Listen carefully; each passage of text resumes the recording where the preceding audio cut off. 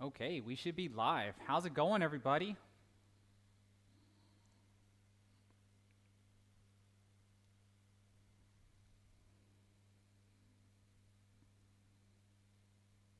See, I have a little bit of a different setup tonight. That way, the table that my laptop normally sits on will or should not be in the way.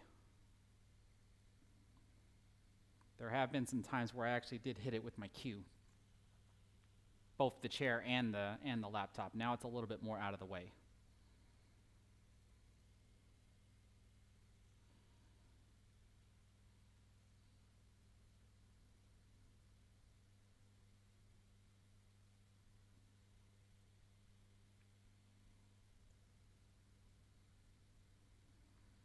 Can everybody hear me okay?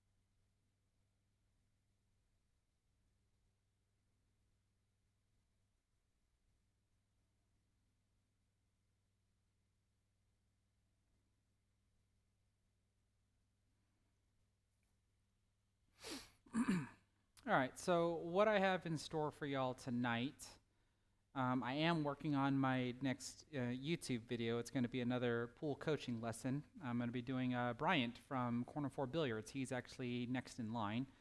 He gave me 3 racks of 8 ball that I'm going to review. So I hope that I can get that done by this weekend, but I can't really make any promises. It just really depends. But Jim from Bang Time Pool has just announced his third virtual 9 ball ghost tournament. He's already got the brackets drawn and everything else, but I'm not going to be participating in this one. I decided to sit this one out. I have a couple of more things on my plate this go around that doesn't really give me enough time to maintain practicing and staying on top of trying to be successful in that tournament. But I am going to try to help out whenever I can, as far as doing like commentary and stuff. And we're still actually trying to work on being able to do commentary where the players cannot hear us, but the viewers can. So we'll be able to interact more with the viewers while the players are going through their racks. And this one, or this third tournament, actually has a $20 entry fee, and I believe he's going to be paying out for second and third place. And he even put a little bit of an extra incentive, which was to try to beat the record, which is held by me with a high score of 68.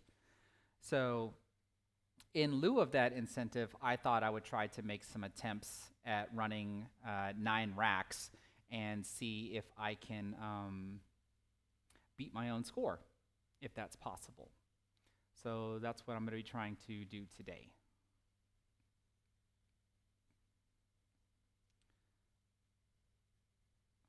So actually, I'm trying to set up the scoreboard.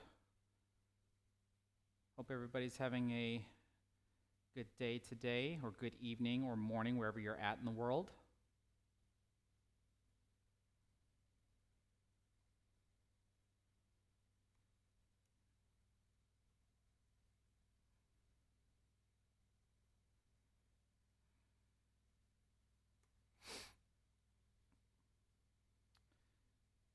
Okay, so let's go ahead and see what we can do with our first set of 9 racks.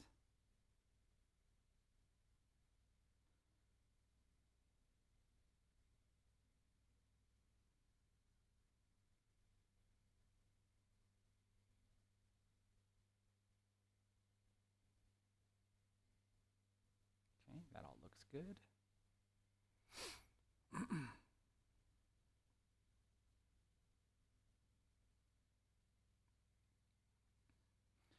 Okay, so the difference that we're going to be dealing with this time, if y'all followed the last tournament, y'all should have seen how I kind of had a break to where I'm always able to make the wing ball, or at least a high percentage chance of making the wing ball, and then I would have a setup shot for the one ball to go into this corner pocket. But now he's doing something a little bit different because he is enforcing the 3-point rule, which means I need to get at least 3 balls to cross the head string to come back here in the kitchen, or I need to at least pocket 3 balls or do some sort of combination thereof, meaning that if I'm more than likely going to drop this wing ball into the corner pocket, then I'm going to need 2 other balls to cross the head string. If I do that, then I satisfy the 3-point rule. If I make 2 balls on the break, then I only need a ball to cross into the head string. And then if I make 3 balls on the break, then I don't have to make anything behind the head string. And if memory serves correctly, if I do not satisfy the 3-point rule, then all I'm going to have to do is just re-rack.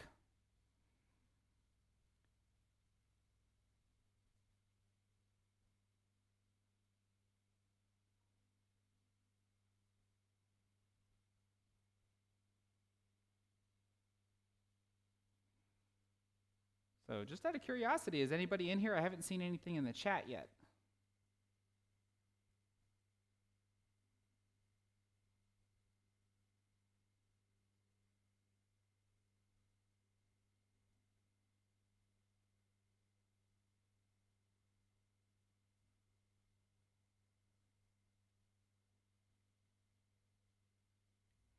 Well, at any rate, we'll go ahead and go forward. So we're going to go through 9 different racks.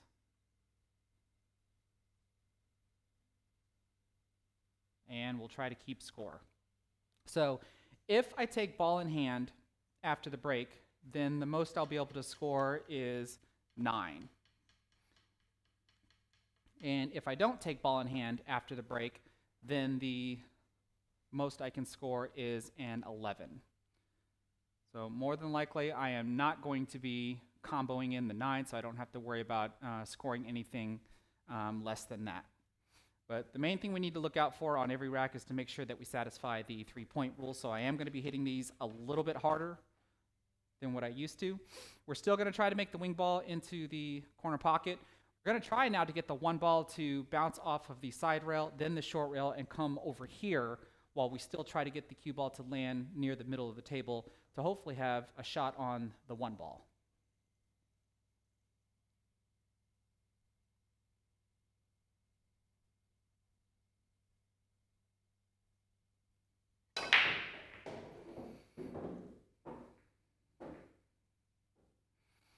All right, so we at least satisfied the 3-point rule. We made a ball, and we got at least, looks like 3 balls crossed over into the head string. I am going to have to take ball in hand on this one.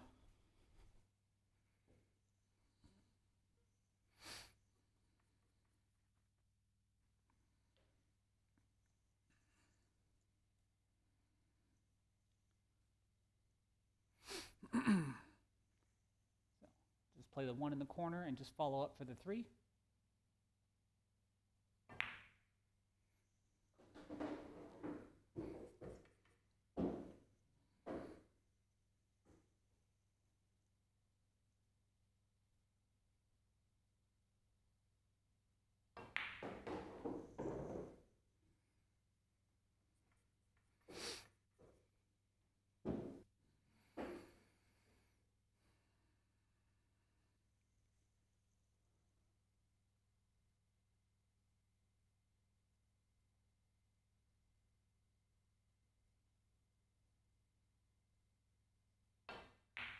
Oh, that's off to a bad start. So that is what, 3, 6, so I got 3 on that one. So on rack 2 right now, and I have 3 points. Actually, let's take away a point. Let's take away that. That's after 1 rack. So I am going to make multiple attempts at this, just to see if I can beat my own high score.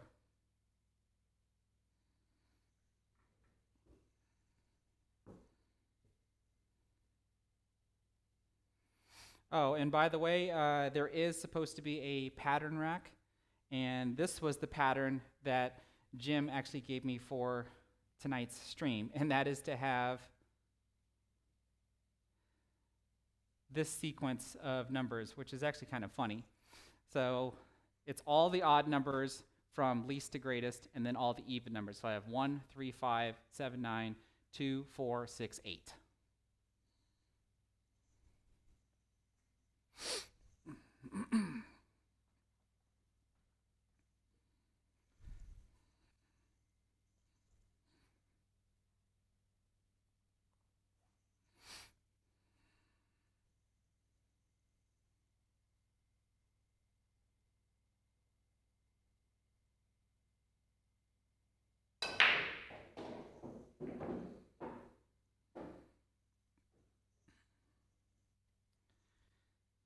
Okay, so we're good there.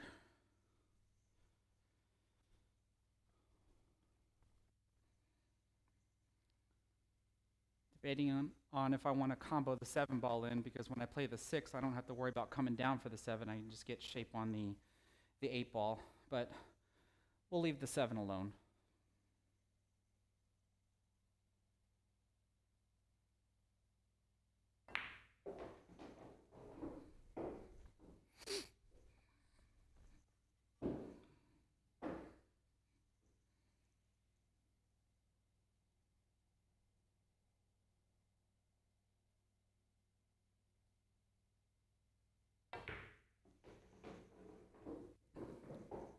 Make sure I get back behind the 6. There we go.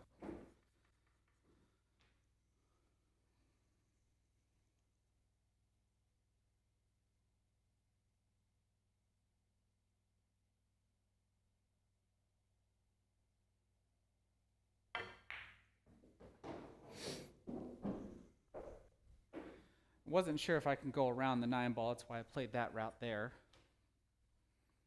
This makes this shot a little bit more harder since I have a cut. I'd rather be a little bit more straighter than this.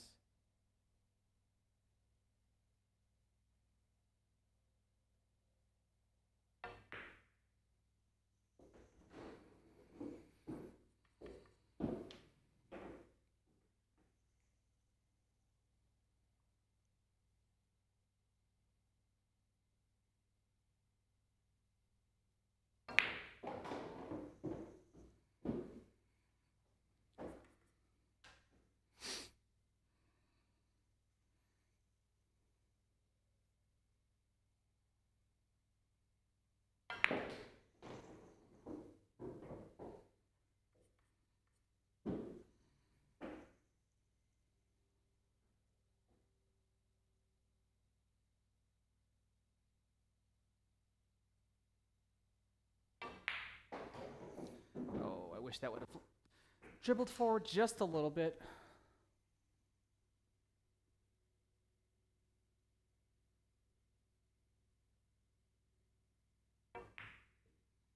But we're okay. So that's a 9.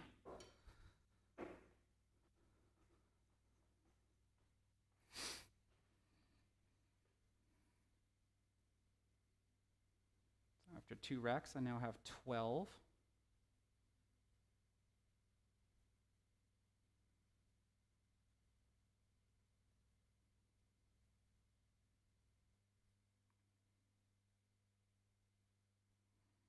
Oh, why I can't see anybody's chat messages.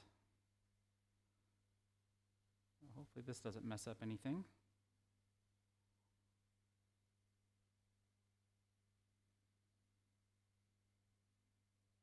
There's everybody's chat messages. Okay. So sorry about that, everybody. Hopefully the live stream didn't get interrupted there. But now I can see some chat messages, so let's fix this. Let's switch back to this just so I can try to chat with everybody real quick. So I couldn't actually see the chat messages there for a second, so let me see who we got in here. I can see Roopster, thanks for stopping by. We've got Walden Big A, Eric Croft, Ken J16, Vaughn, Rick Ward, Jared Newman, John Morgan, Sari Cadle, Eric Pool Guy Simpson. Weren't you going to do something tonight with 8-Ball, I thought? I thought I was listening to Chuck from Backyard Billiards saying that you were gonna do something tonight with 8-Ball.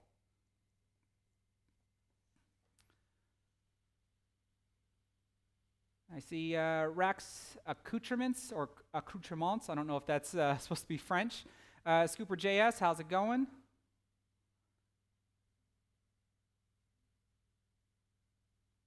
Chief Keef, how's it going? Camden, hey, how's it going? We got Bang Time in here. We got John Knight. Okay.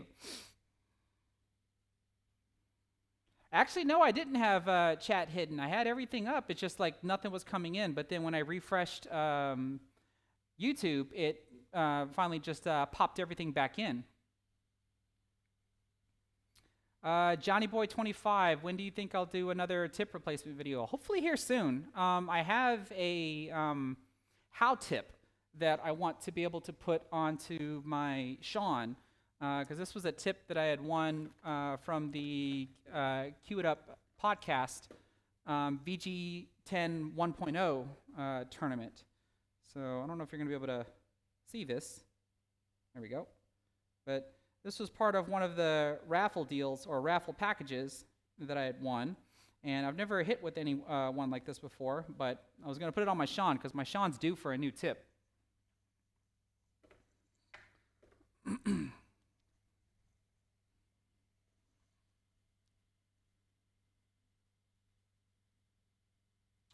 Maxwell Derek, what kind of balls would be a good replacement set?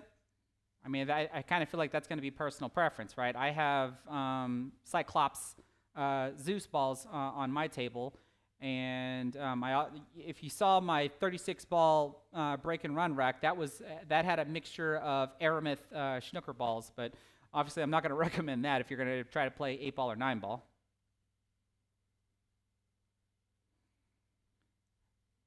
DN Snake, that's just one of the name brands for the How tip, H-O-W, and I think they emphasize it as all caps.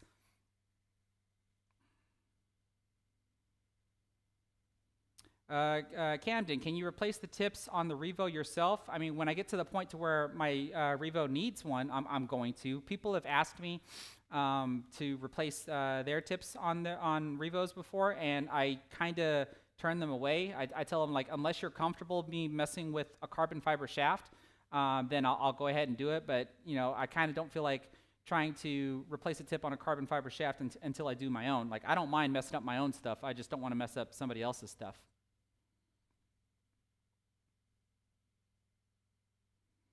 I do believe the Coe brothers use How tips. I can't confirm that. And that's the reason why I want to try to put it on my Sean to see how they hit. All right, so now that I know everybody's in here, let's resume. I'm on rack 3 right now with 12 points.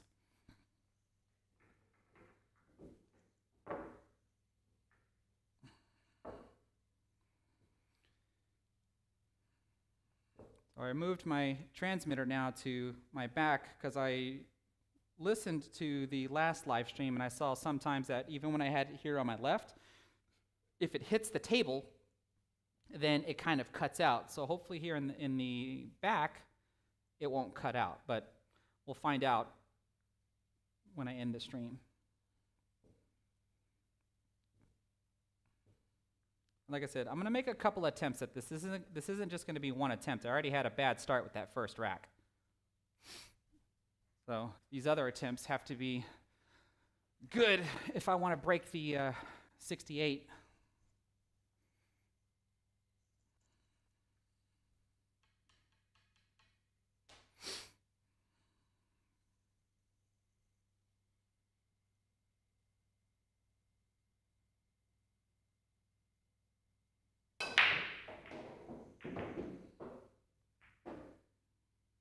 Okay, definitely good on the 3-point roll, and I don't have to take ball in hand, so I can possibly get an 11 on this one. So that's what we're going to try.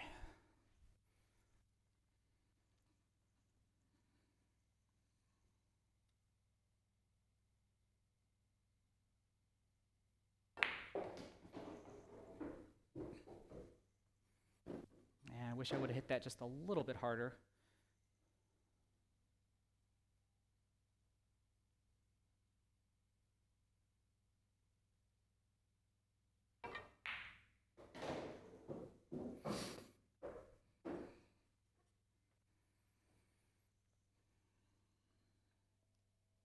We're going to hit this with some left spin, try to get position on the 5-ball.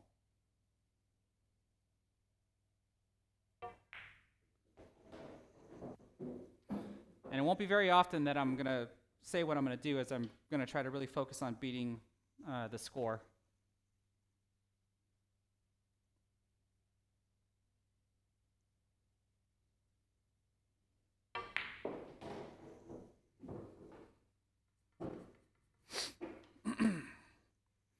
Let me know how the audio sounds while I'm out here, if you would, please.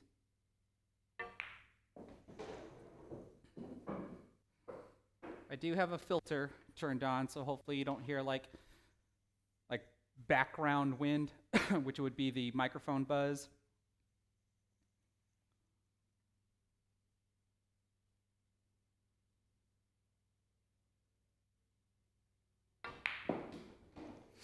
Oh, I thought I hit that harder than that.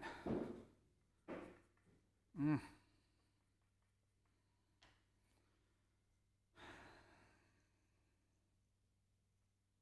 see if I can avoid the side pocket.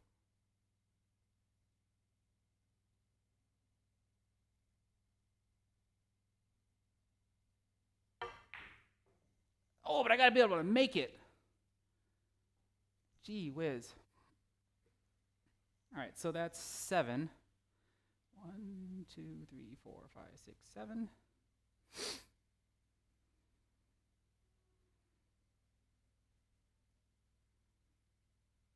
Very little noise. Then that means I need to turn the filter off. Okay. Fair enough. Or actually,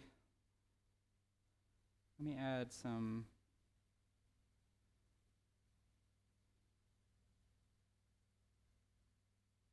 Let me try this.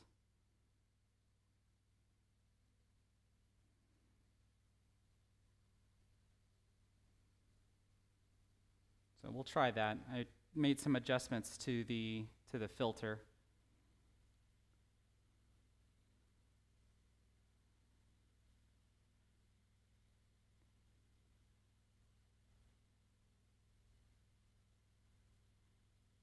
And then we'll increase this a little bit.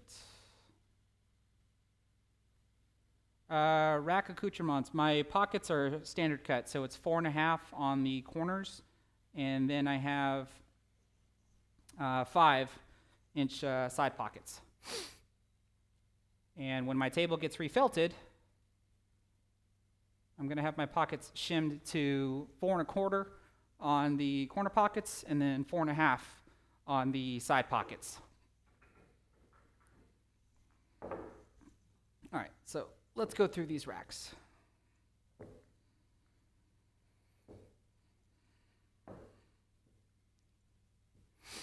And then maybe on the next go around, I'll let you all decide what the pattern's going to be. Now, obviously, the 1's going to go up front and the 9's going to be in the middle, but you can tell me where do the other 7 balls go in the rack.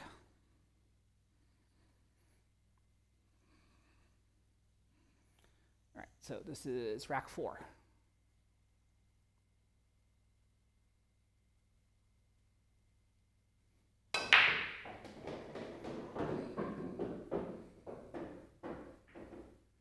Well, 3 balls on the break. So I didn't have to worry about a ball crossing into the head string.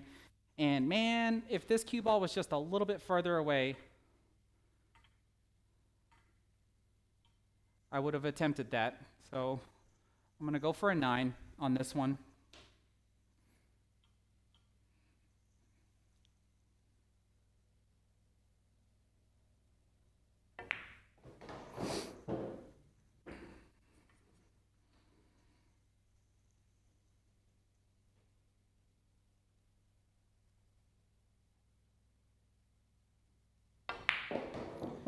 Had a bit of a revelation on my aiming as I was practicing the 10 ball ghost, because that's what I've been doing on a regular basis. I'll share that with y'all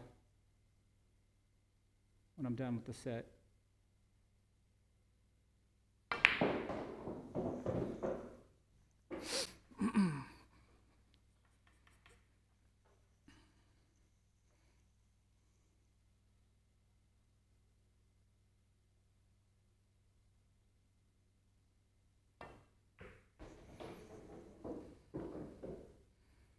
Yikes.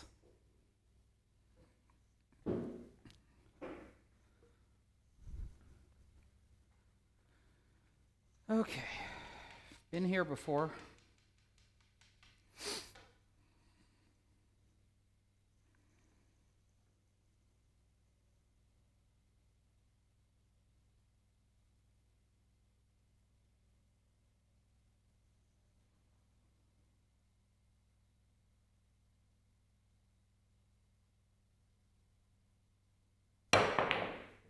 Get lucky? Not quite. Another 7.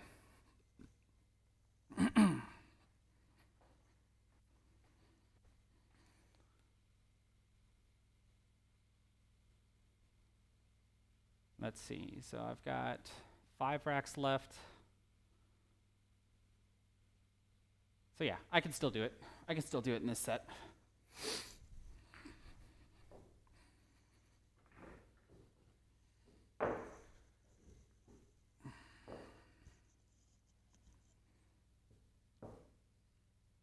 So we kind of like before, where after I get done with the set, then I'll come chat with y'all for a bit, and then we'll run back another set. So let me try to blast through these real quick.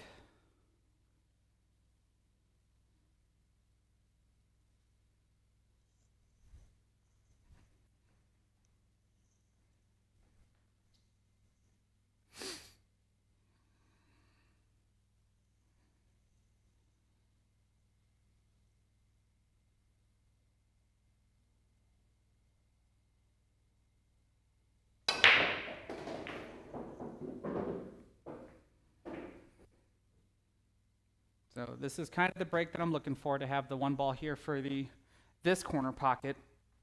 That way I satisfy the 3-point rule. Looks like I'm going to have to do a 4-7 combination, unless I try to set up for a bank shot.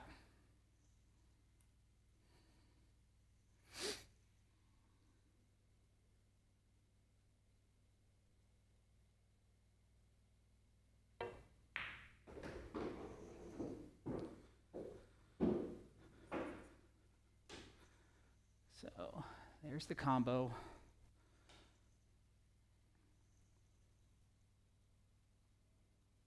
It'd probably be easier to follow forward.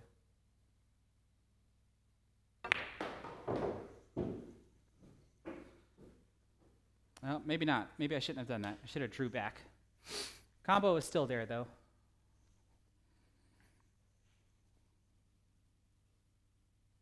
A little bit of a curve.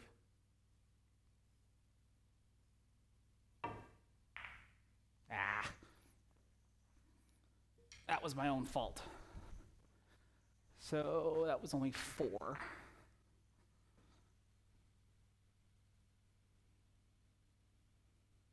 So 4 racks left. I got to get some 11s if I want to be able to break it.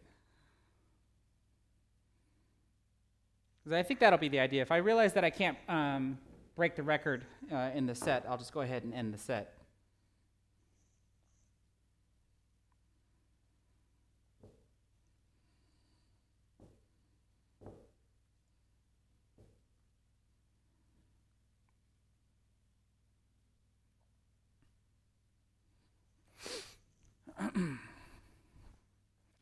I think right now I'm only looking at a possible 66 if I only get 9s from here on out.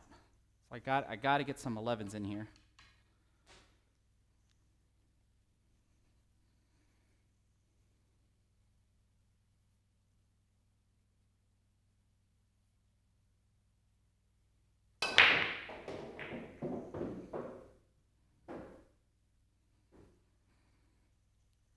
Okay, so believe it or not, I made a ball. The 3 ball hasn't crossed the head string. Only the 1 ball has, so I haven't satisfied the 3-point rule. So I have to break again. Jim, is there going to be a limit on how many re-breaks you can have?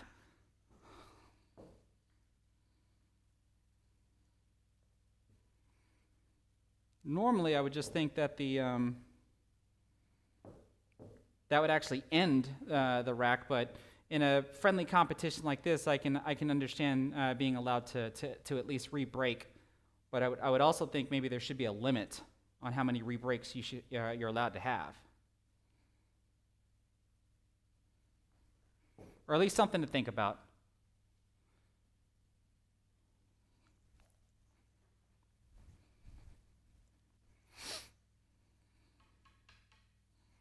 All right, let's try this again.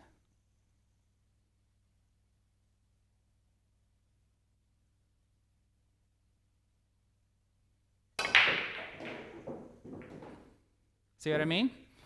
And I'm hitting these harder on purpose, so that way I can satisfy the 3-point rule.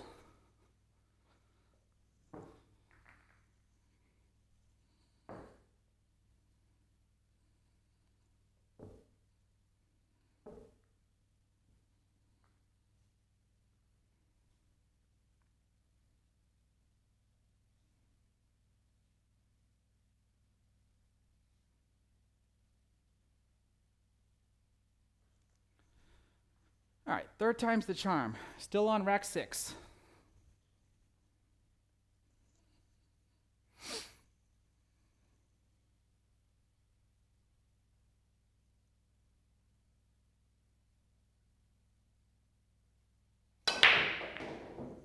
There we go. Oh, stop. There we go. I can try for an 11 on this one.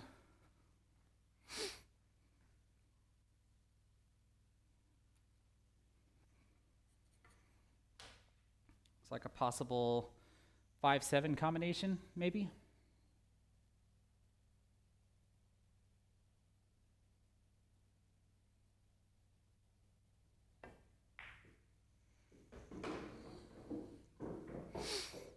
Ooh, I hit that a little on the light side. I was actually trying to play position for the 3 in the side pocket. Now I have to try to cut it in the corner, which is okay because it allows me to get position on the 3 ball a little bit easier.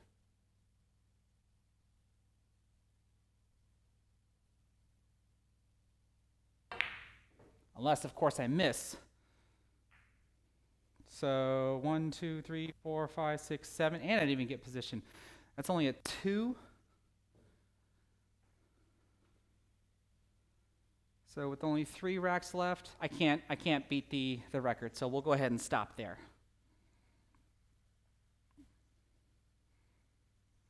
Okay, so let's see, what am I coming back to?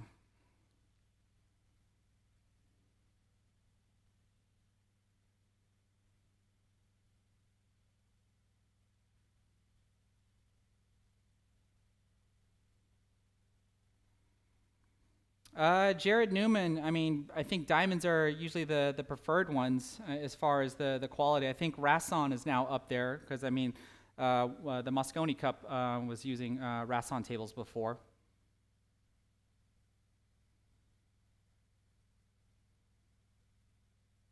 Okay, cool. So only one additional. So what happens if you do not satisfy the 3-point rule on the second break? Is it a 0?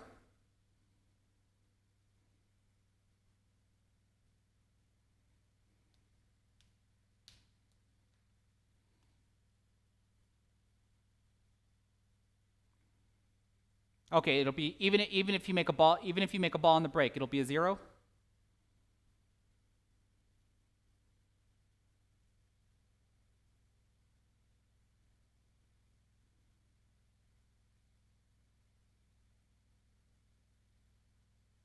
Okay, cool. So that I'll make sure to play by that on the next go around. Hodges Lawn Maintenance. Do I have any recommendations on queue extensions? I mean, it depends. I mean, my Predator here has an extension right back. So the Predator line has a special bumper that you can get that allows for different sizes of extensions to be able to fit on the back end of the Predator. And this one is 12 extra inches. 'Cause I think they have like an extra a 4-inch extension, a 6-inch extension, and I think a 10 or an 8. But then there's also, like, if you don't have a Predator Q with that Predator bumper, that extension's kind of useless to you. But then there's this thing that I had a long time ago with my Sean and my Viking, to where this actually grips onto the back end, but you can see how it's loosely fitted, so you have to put it on and then you have to tighten it to where it'll actually grip onto the Q.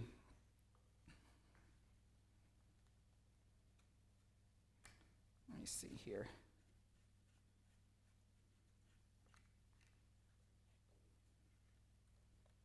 Or maybe not. Oh, there we go. There we go. So let me switch over to this so you can see what it looks like. So if I really needed to reach for something, you can see that, you know, I've got it here by the extension. And if I had a shot that was like way over here and I needed to reach it, plus this thing also extends even further. So if I really need to reach, then I can. So, but this will at least fit on anything. You don't have to have a special bumper or anything like that. It just grabs onto the Q, or the butt end of the Q. So that's really nice, actually. But once I got my Predator Q, then I just got the extension. Eventually, I have plans to do a comparison video of like different extensions versus shooting with a bridge or shooting with your offhand, because that's really the only different scenarios that you'd have when it comes to shooting certain shots. Certain shots that you can't reach, you might be able to reach with your offhand if you can play with both hands. Otherwise, you're choosing between using an extension or using the bridge.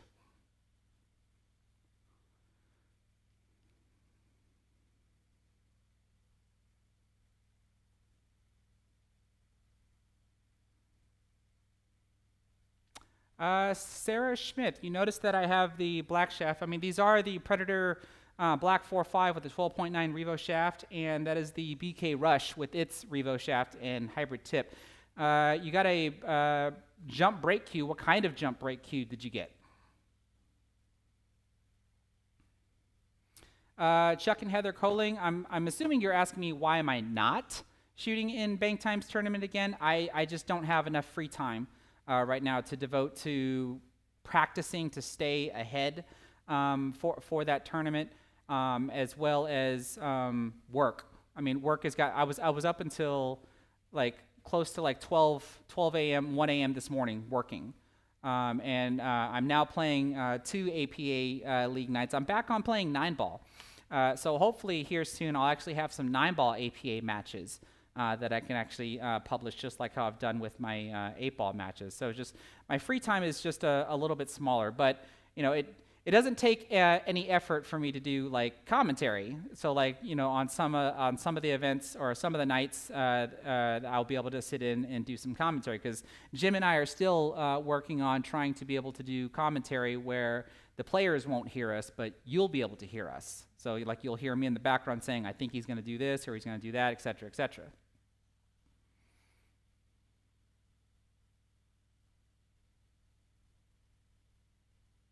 Oh, really, Johnny boy? I look like your old PE teacher?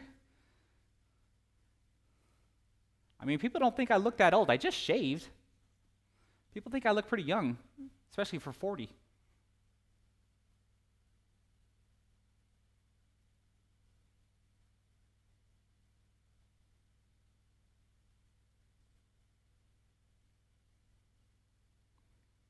Monique Greer, how's it going? Thank you for stopping by.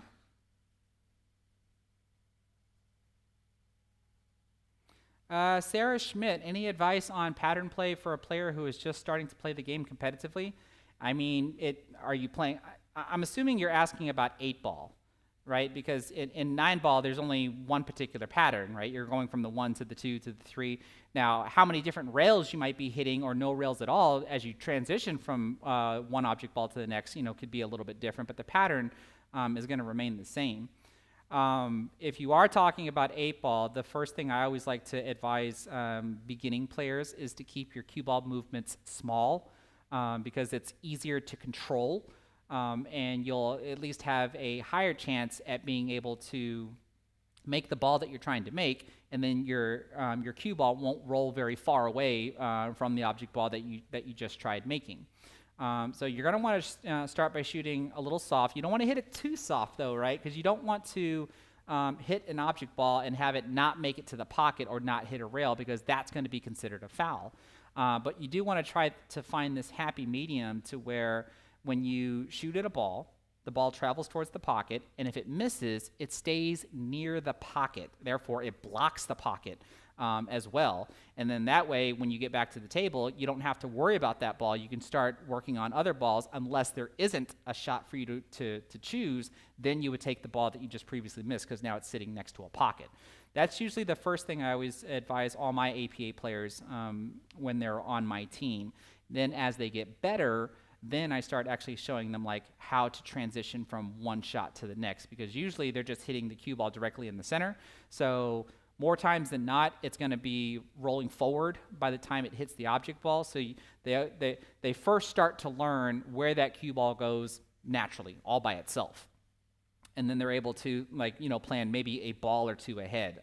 And then once I start teaching them how to use top spin, bottom spin, left spin, and right spin, then they start working on trying to be able to do like 3-ball patterns, 4-ball patterns, or possibly runouts from there.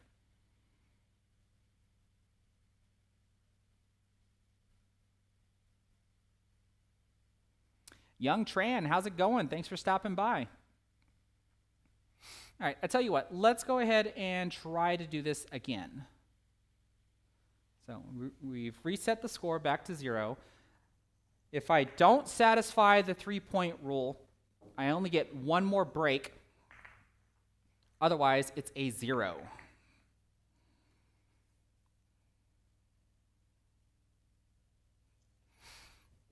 So let's see what we can do with this round.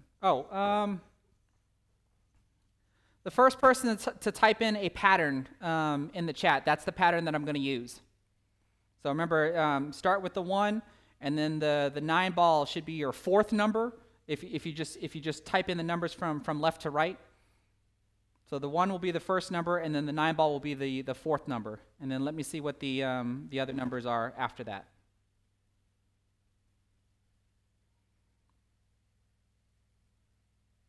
No, you didn't miss it. I haven't talked about it yet. The aiming revelation. Let me go ahead and try to do one more. So I see. I can't do that pattern, Eric, because the 5-ball should be where the 9-ball's at.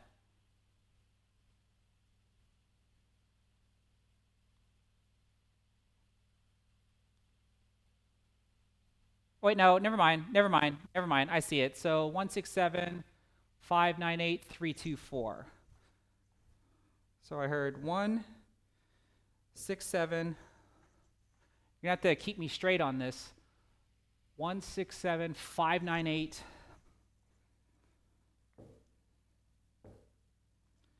and then 324.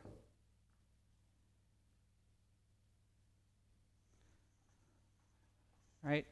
167 598 324. Let me copy and paste that somewhere.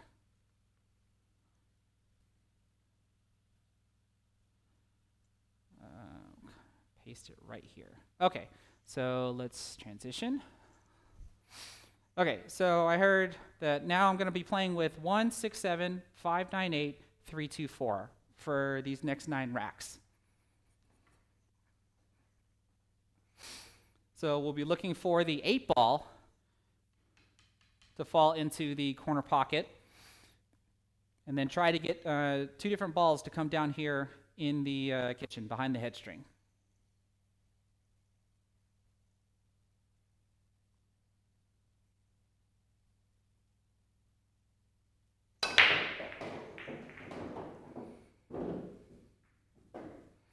Okay, we at least made 2 balls on the break, but we satisfied the 3-point rule anyway.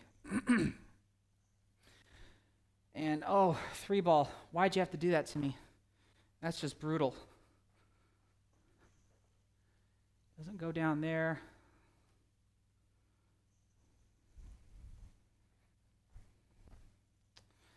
Man.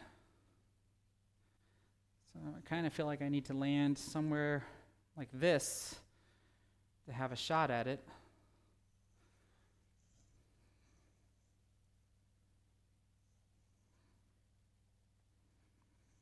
So let's see if we can do that then. Oh, that's not going to do it. That's not going to do it at all. Let's see. We can probably cross-bank this, though.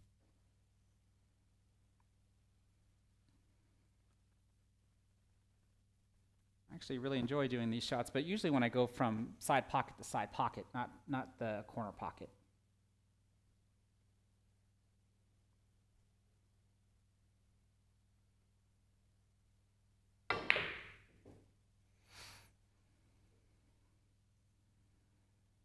All right, so there's a terrible start. 2, 4, 6, so 3.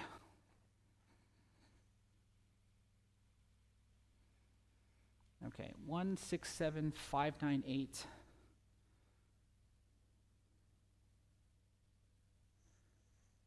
Right? Yeah.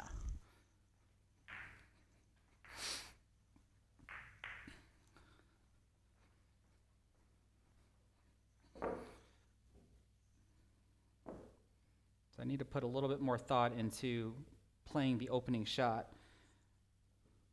Okay, so it was 1, 6, 7, 5, 9, 8, and then 3, 2, 4.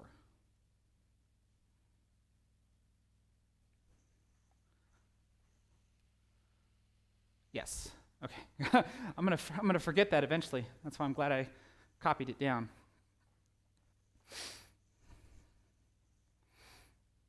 All right, so we can obviously try to repeat that last break. We just don't want that 3 ball tied up the way that it did, or any ball for that matter.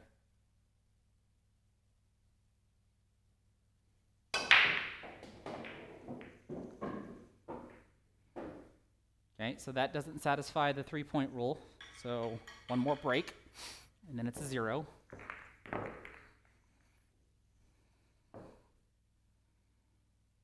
This is one of the most frustrating things about the 3-point rule, even though I made a ball.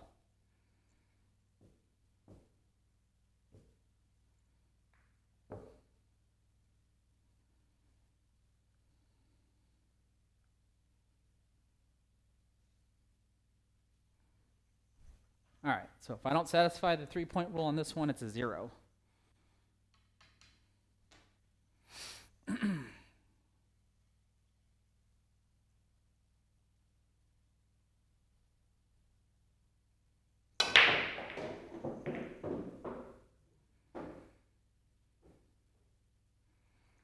Okay, this allows me to go for an 11. And if I were playing in the tournament, this would basically be the break that I'd be trying to do versus the one that I used last time. Because the one that I used last time sometimes would satisfy the 3-point rule, but we weren't using the 3-point rule in the last tournament. I'm actually going to turn off the filter. So, a second. There, so should sound hopefully a little bit louder. All right, so let's see if we can score an 11.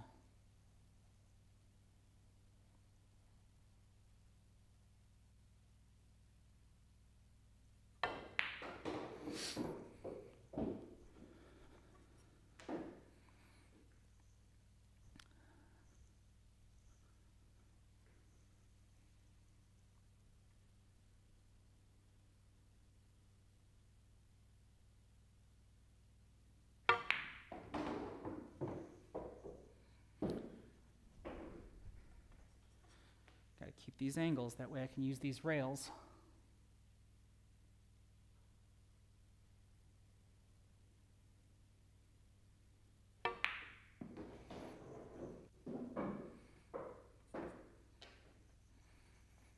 A little too straight.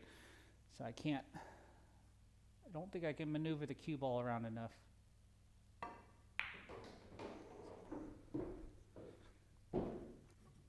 Because I'd like to be closer than this.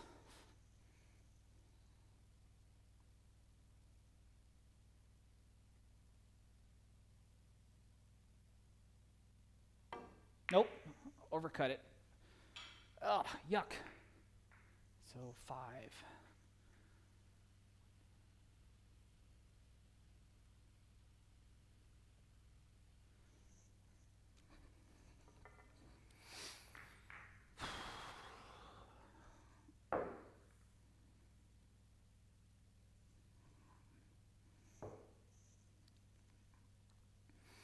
What's good about where I have my computer now is I can actually see it from where I'm at, so that way I really know if I actually am giving y'all the correct perspective this time.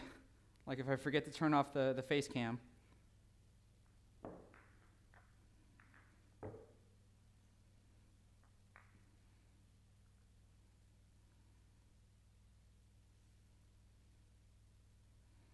But I'm eventually hopefully going to have I'm going to have to build a custom table that can actually cover over my little mini fridge and my diamond ball washer. And that's where I would actually set the computer down on. Okay, rack 3.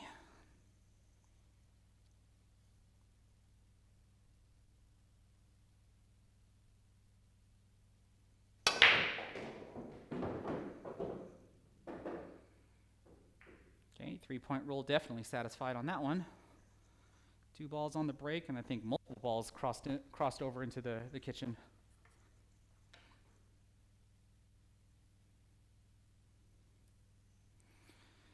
All right, we could try for an 11 on this one.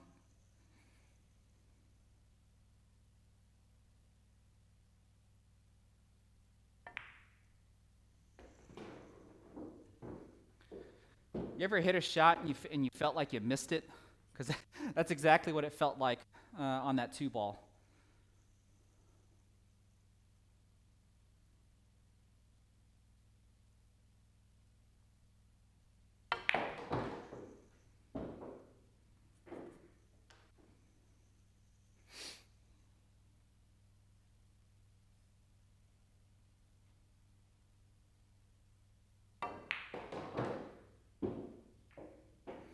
Ooh, big bounce. Got a little lucky hit there.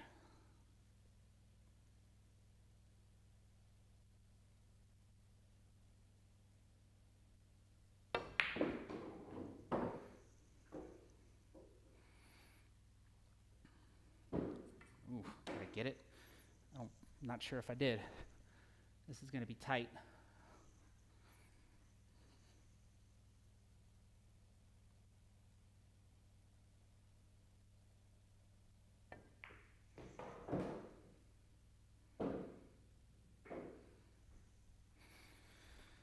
Whew.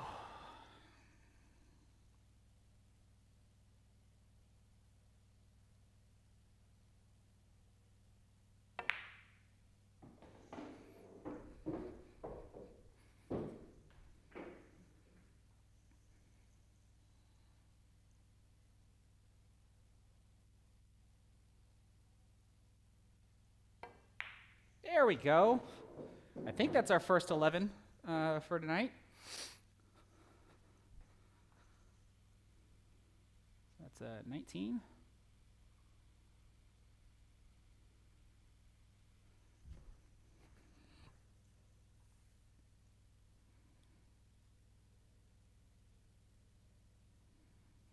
So if anybody that's in the chat that's playing in this tournament, this is what y'all should be working on as far as the satisfying the 3-point rule.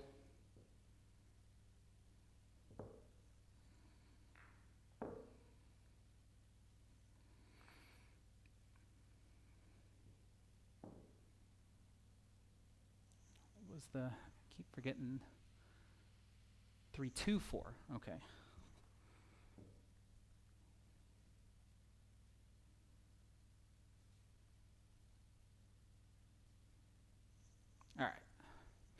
So this should be rack 4.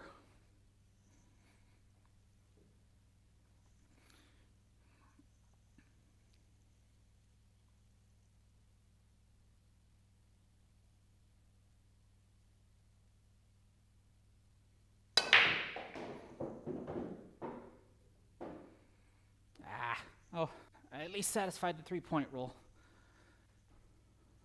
But we will take ball in hand on this one.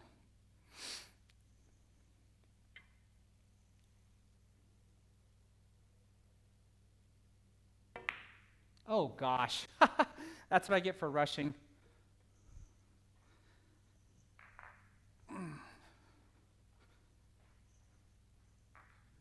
So what is that? Yep, that hurts. Oops, not that many. All right, so 5 recs left. Yeah, I still got to get some 11s in there.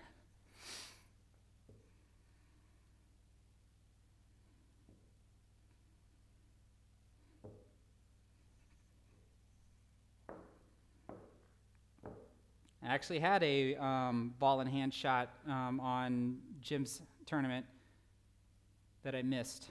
I think it was on rack 5. Like right before we normally take a break.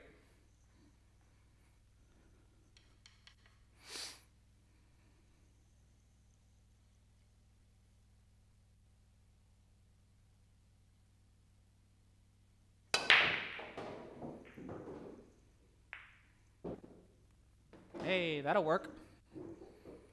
2 balls right up here. Oh, but what do I do with the 3 ball? Let's try 3 rails for position.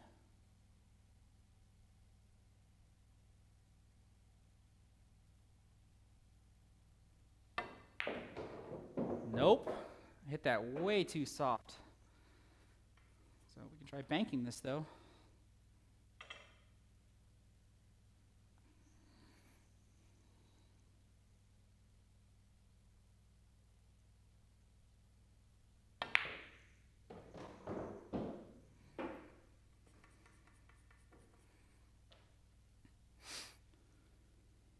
If I play the 4 on the side, I think that'll allow me to get position on the 5 in the opposite side.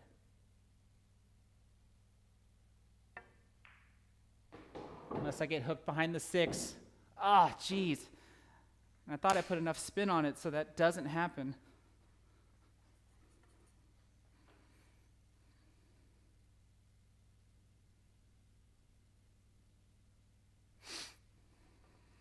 So let's see here.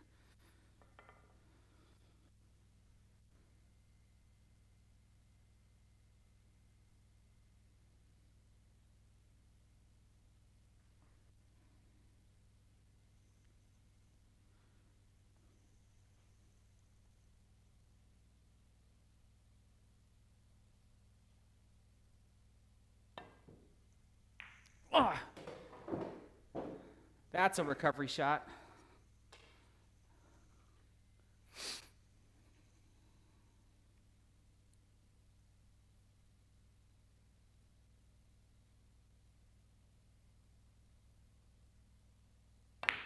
Oh, come on. Oh, well. 6.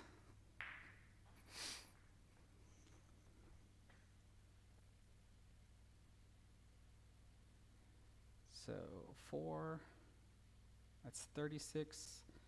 Yep, I can still do it.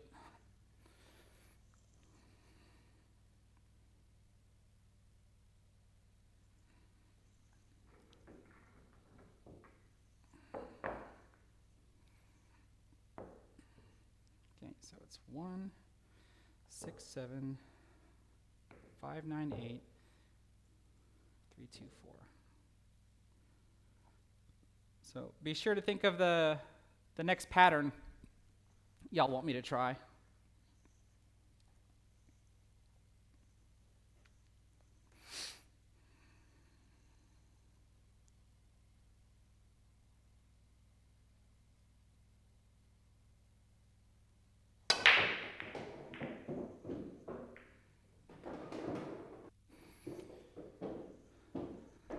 Okay, this means I can only go for a 9.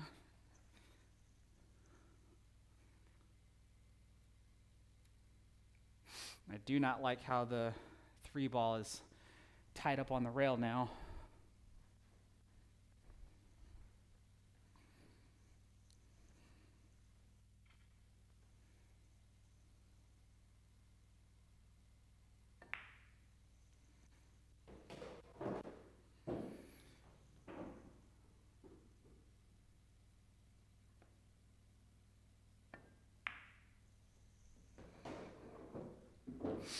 All right, let's see if I can skip past this point.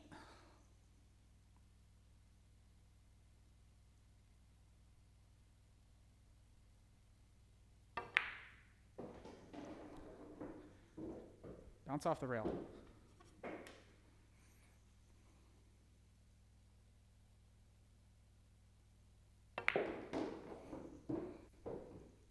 Jeez. Come on, cue ball control.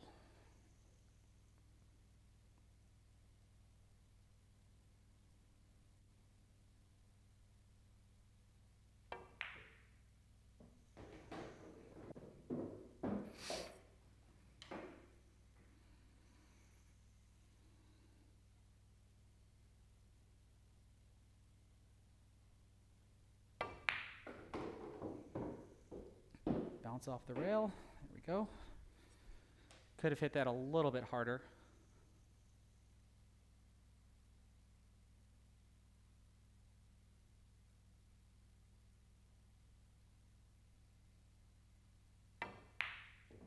Oh, man.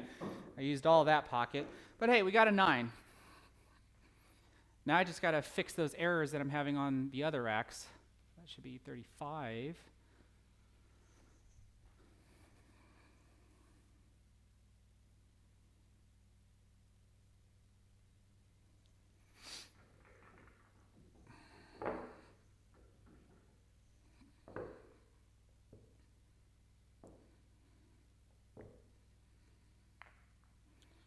Oops, 167, 598, 324. All right, so 3 racks left. I think at least 27. That's 62. Wait. Oh, I can only tie. Never mind. Let's go ahead and take another break. There's only 3 racks left. All I can do is tie. Yep, best I can do is tie. So let's go ahead and take a break.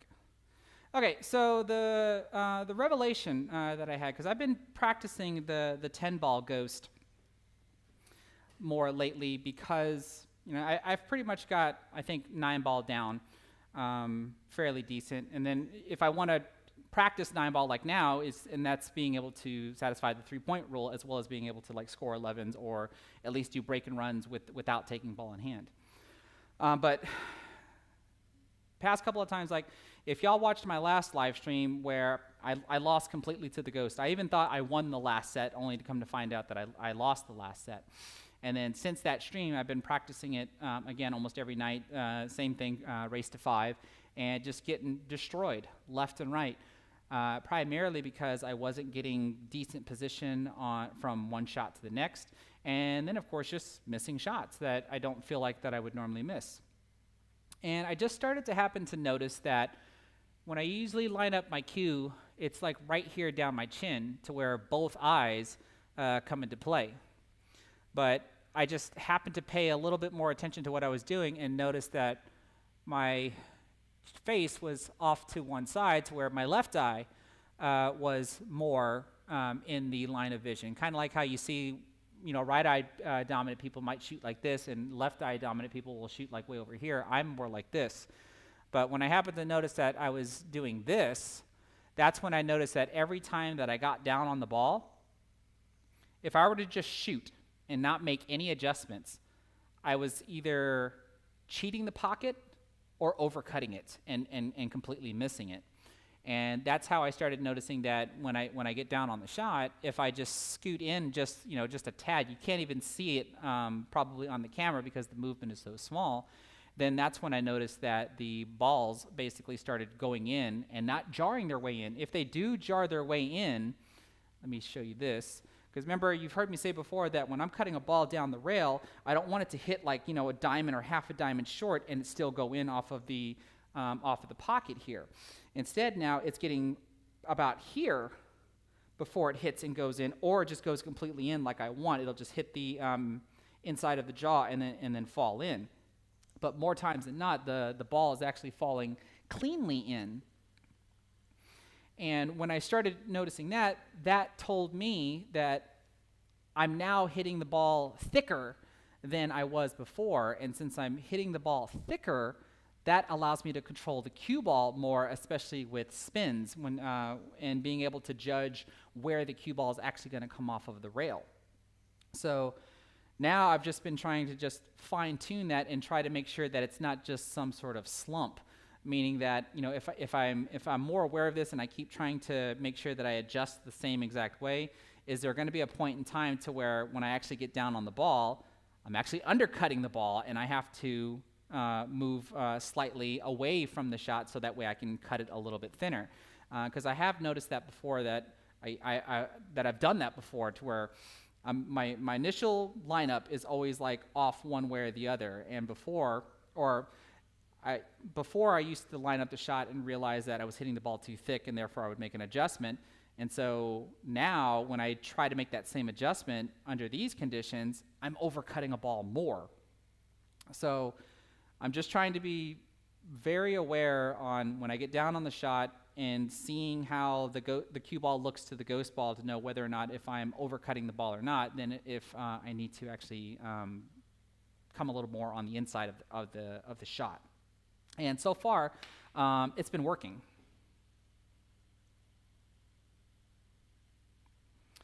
Johnny Boy, you're wanting to know, is there an advantage of having a strong break because you are the strongest breaker in your junior APA league? So you're the strongest breaker, and how many times do you break and run with a strong break? That's going to be my number one question. So in other words, I don't care if you can break 50 miles an hour if you can't run the table after hitting the brake 50 miles an hour. That's why you usually see me doing controlled brakes, but I can't. I'm at least under the conditions that I'm here now, I'm trying to hit a little bit harder than I'm used to, so that way I can satisfy the 3-point rule. Because other than that, I need to make sure whether I'm braking or shooting that I'm in full control of the cue ball, no matter what. So to stay in control of the cue ball is going to require less power. So if you're the strongest breaker in your junior league and you're able to run out consistently, then that's something I can tell you to just stick with it. But if your opening shot has to be a safety, then that strong break did you no good. Or if that strong break is allowing you to stay at the table, but you've got 3 or 4 clutters that you have to deal with for your run out, that strong break does you no good.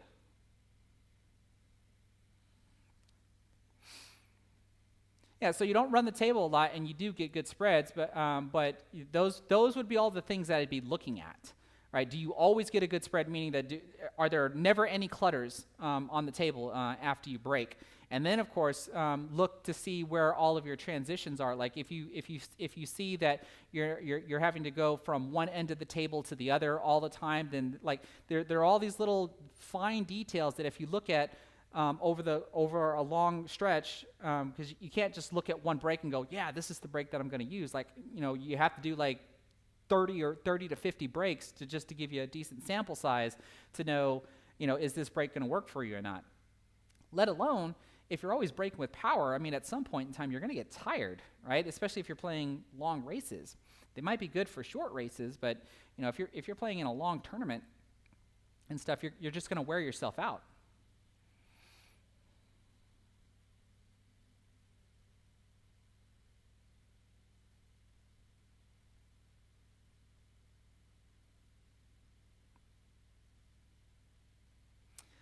Greg Mooney, any preference between power brakes or softer cut brakes? So that's just going to be it depends. So like under the conditions that I'm playing right now, softer cut brakes aren't going to work because I won't satisfy the 3-point rule. my number one answer is going to be a break that allows you to stay in as much control as possible. So I mean, if I wanted to, like, I'm just going to go do a couple of breaks. Like, let me see if I can replicate the break that I was doing in the last tournament, Jim's tournament that I was in. I'd make the wing ball. The one ball is going to come over here, and my cue ball is going to be somewhere right here to where I can shoot the one ball into the corner pocket. And I may or may not satisfy the three-point rule.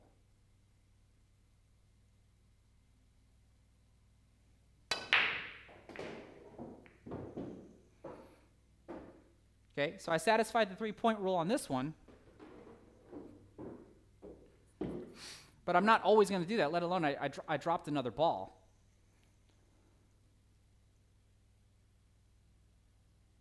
So like right now, this is my revelation. I'm overcutting this ball. I'm still going to make it because I'm so close to the pocket, but if I just make one small adjustment that you probably could not even see on camera, that allows me to hit the one ball a little bit thicker and move the cue ball a little bit more. Now granted, I didn't want to move it this much because I'm supposed to be shooting the two ball into the side pocket. But like right now when I get down on this shot, it's the same thing. I can see now, because I'm paying closer attention, that I'm actually overcutting the ball. So I just make one small adjustment to where I, hopefully would still be able to make it.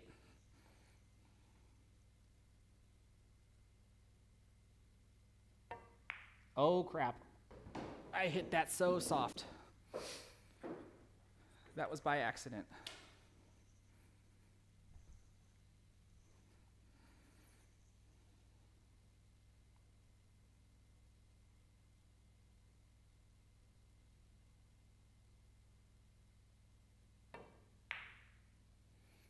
And see, on that case, I adjusted too much and ended up undercutting it.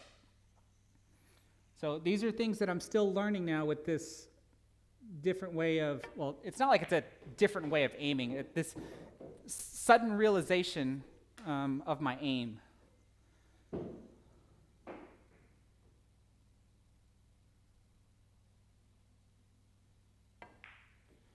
Where even though it looks like I'm going to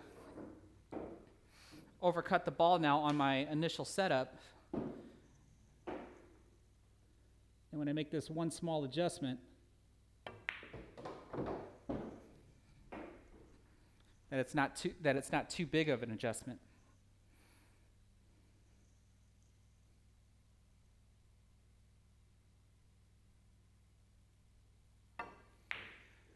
And then sometimes, it's not like I'm always going to make that same adjustment, right? Because I just have to be aware of it.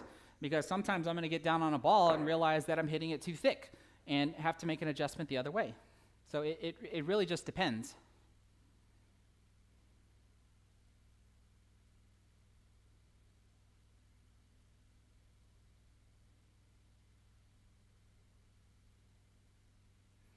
Let's see here. Kickshot pool gear. Should a new player try to establish a Fargo rate when starting out, or try to get a few tournament wins first?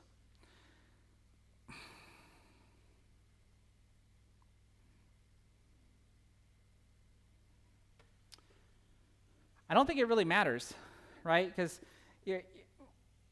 what's a new player? Because the moment you mention Fargo ratings and the moment you mention tournaments, to me that sounds like someone that wants to play competitively, right? And then there's just the new player that just wants to play, just to have fun, which could be joining leagues.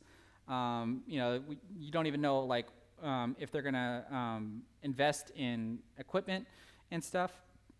I think it's just a matter of,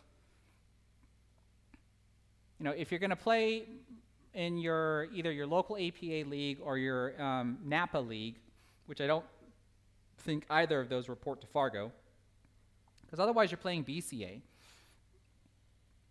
right? So typically for a new player, I'm not gonna recommend that a new player start off in a league where they're just going to get destroyed, right? Because that's not gonna entice them to want to keep on playing, right? That's why you have to have a league where you're going to have, like, absolute beginners, like in the Napa or APA.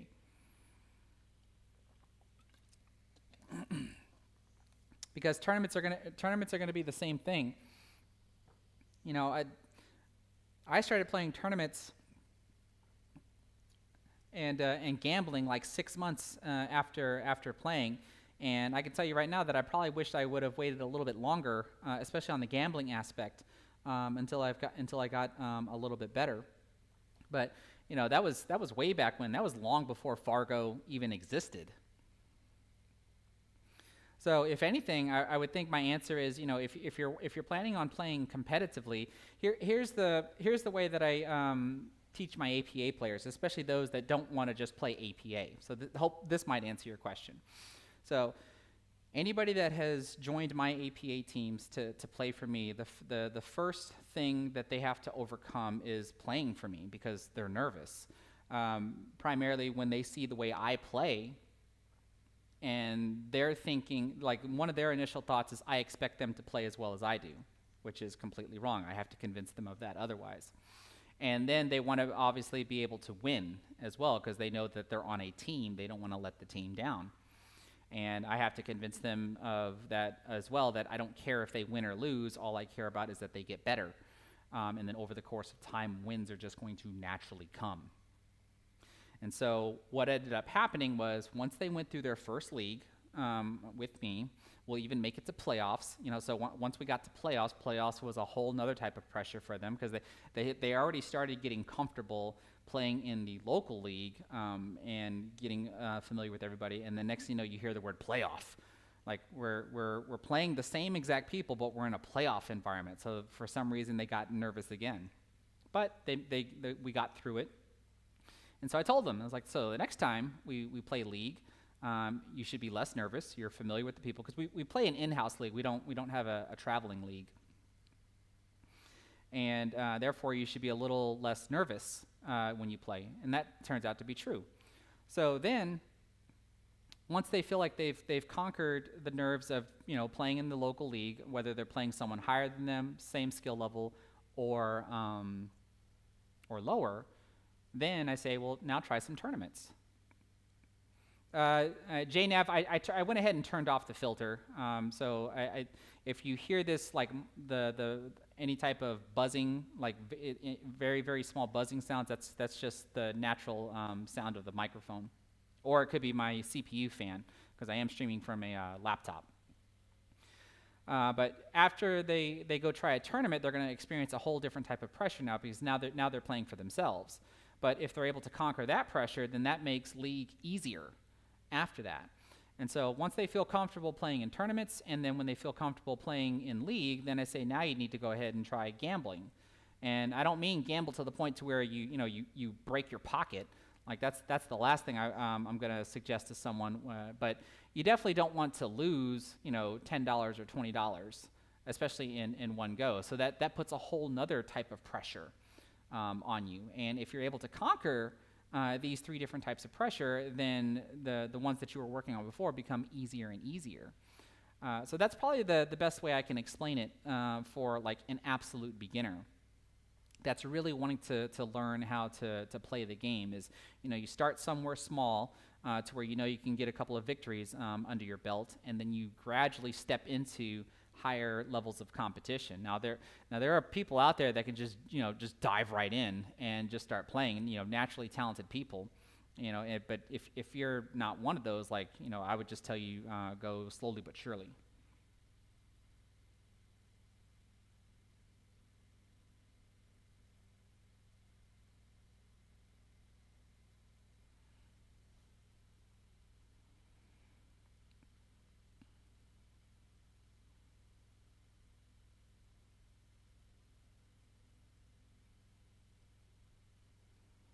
Okay, cool. So it looks like things have calmed down a bit. Let's try this again. Anybody want to give me a pattern?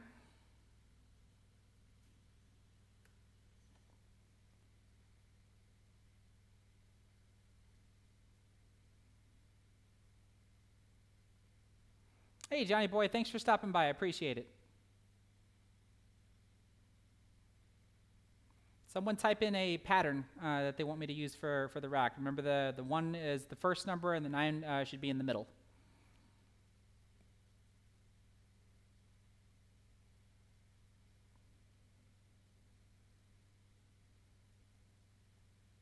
Anybody? First one that types it. Okay, so I see, looks like the 6 and the 7 haven't moved, but the back end looks a little different. So 1, 6, 7, 5, 9, 4, 3, 2, 8. So we moved the 4, we moved the 4 and the 8. Okay.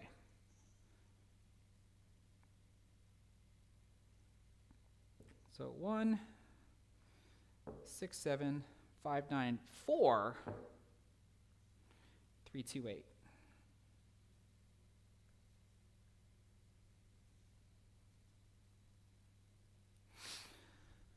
Okay, so if I really wanted to, I can try to use the same break from the last tournament like you just saw in that last rack. And then I might be able to go for more 11s.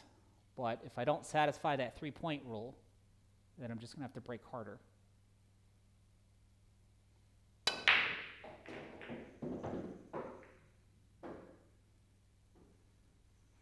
And I did it. So the 1 and the 7 crossed over.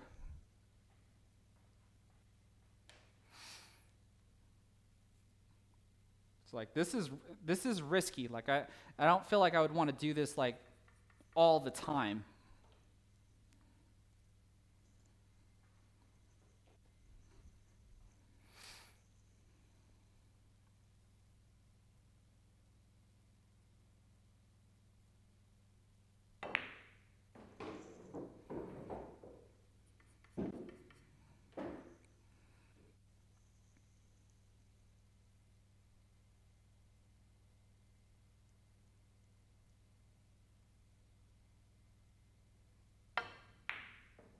Oh, come on.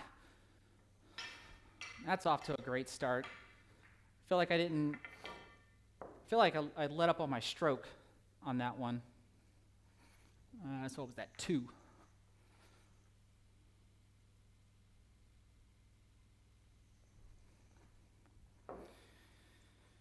Okay, so we can try that break again. That'll at least give me an opportunity at another 11.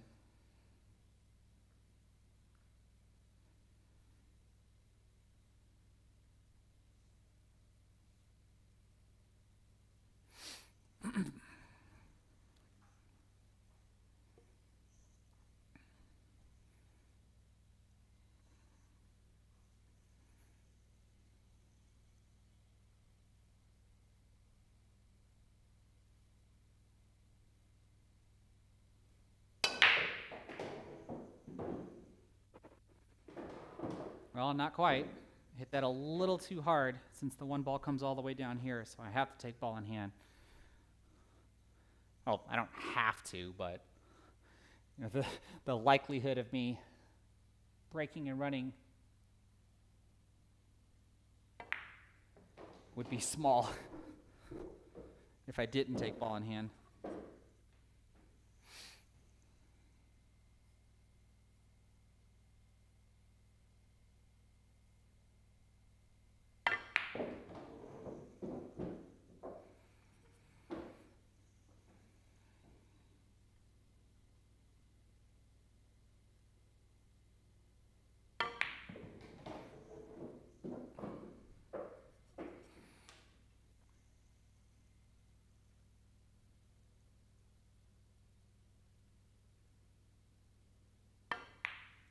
Yeah, I didn't let up that time, but you can see I felt like I overhit it a little bit. I mean, I can still manage this.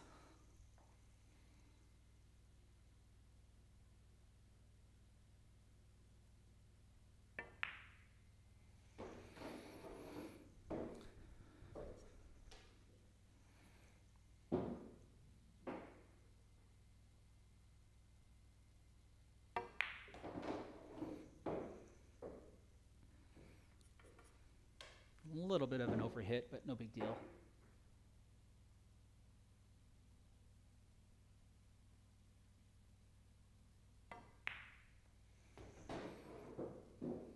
All right, so that makes up for rack 1.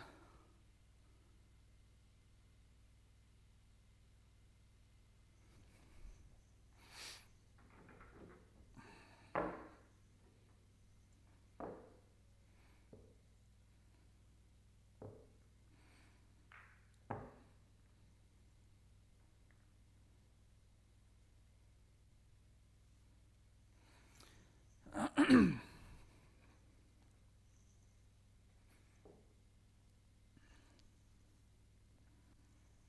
right, so I hit the last one a little too hard. We're going to back off just a touch.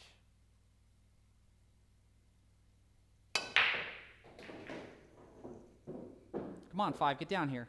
Or never mind, there we go. That satisfies the 3-point rule.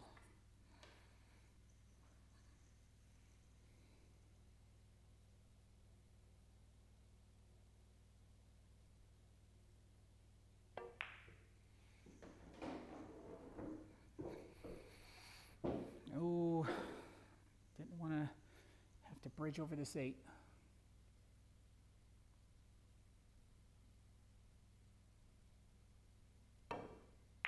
Oh, golly. But see, that's what I meant, right? See, I overcut the 2 ball. This is exactly what I'm talking about. Where I tried adjusting, but I didn't adjust enough. So that was only 3.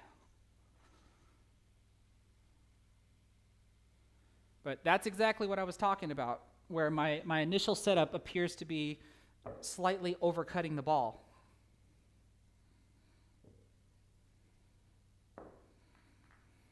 And so I did try adjusting, but I obviously didn't adjust enough.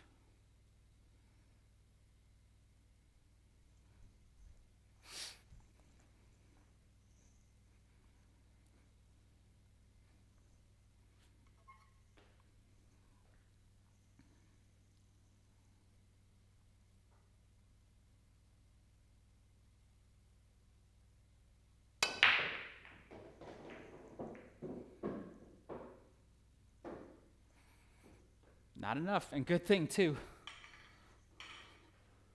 All right, so one more, otherwise I get a 0.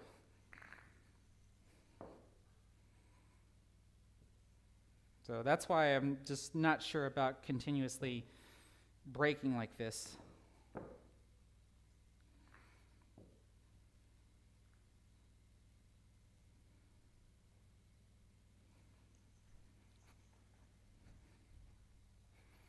But we'll stick with it anyway.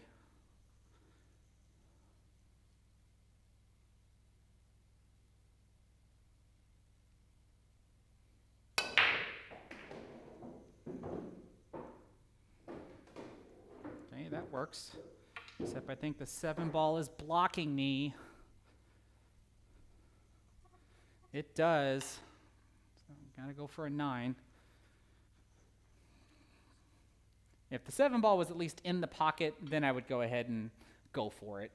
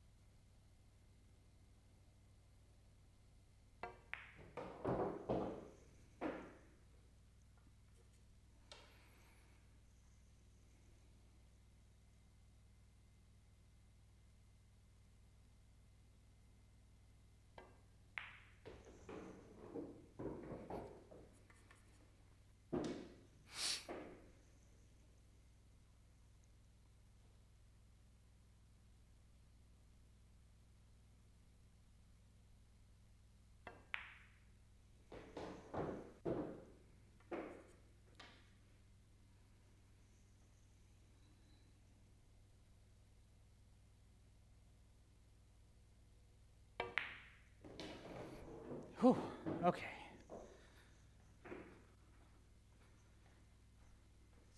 23.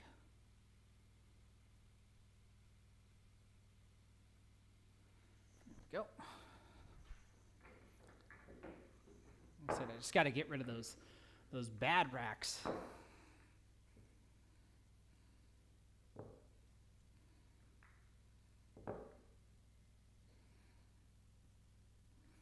But one thing I can say, like I said, if you're able to pay that close attention to your game, then that's when improvements really, really start to come out. You see, here I am, playing this game for over 23 years, and then all of a sudden I'm just noticing this little detail that must have always been there.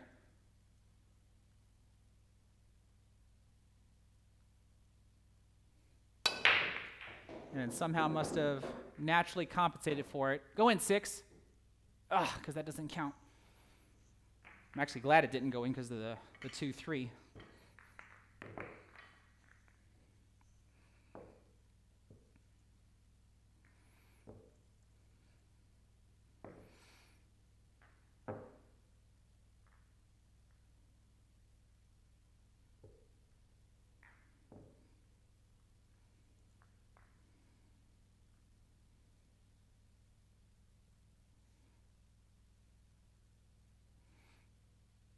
So the simplest thing would be, just set up a shot,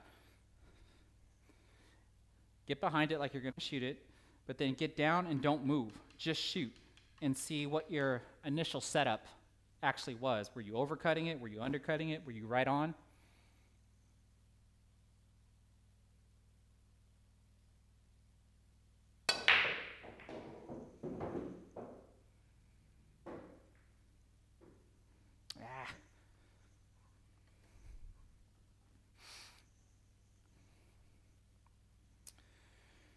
Let's see here. Don't want to try to come between the 6 and the 7, so I think I'll just go around for the side pocket.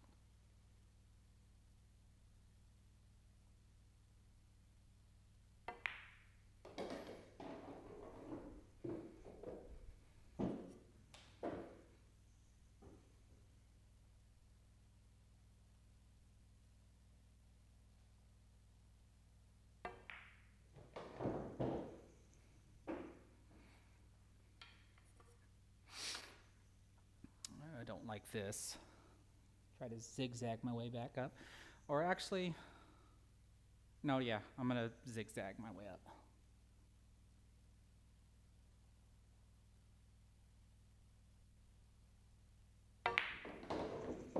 There we go.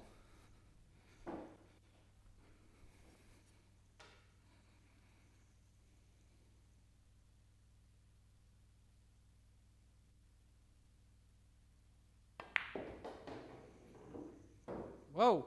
Okay. Almost hooked myself.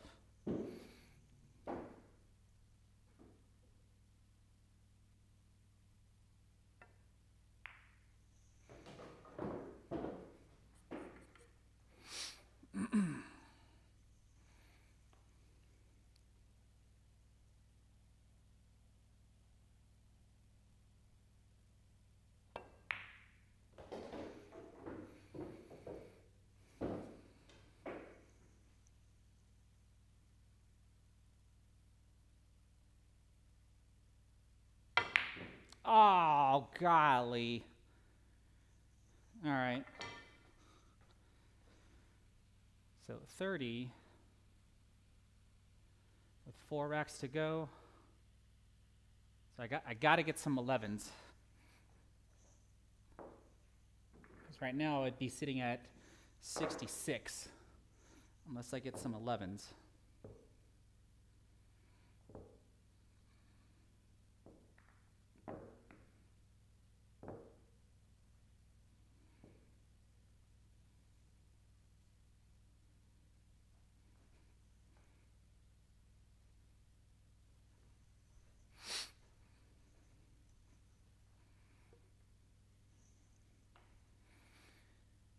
All right, so got to make sure we have a shot on the 1 ball.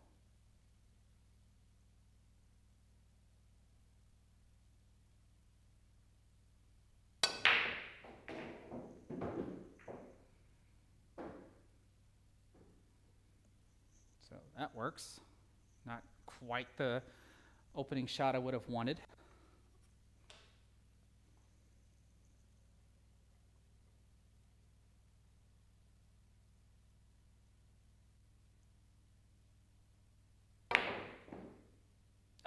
And I was trying to make sure that I hit the rail here.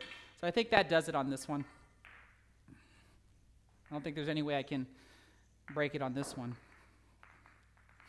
So on the next go around, I think all I'm going to try to do is score 9s with a more powerful break than a controlled break. But we'll see. All right. Let's see here. What are we coming back to?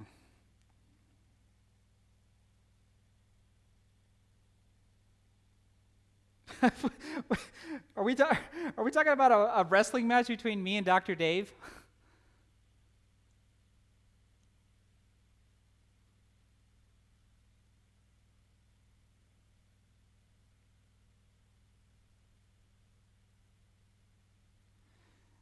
Dr. Dave is like twice my height. Like all he would have to do is just step on me.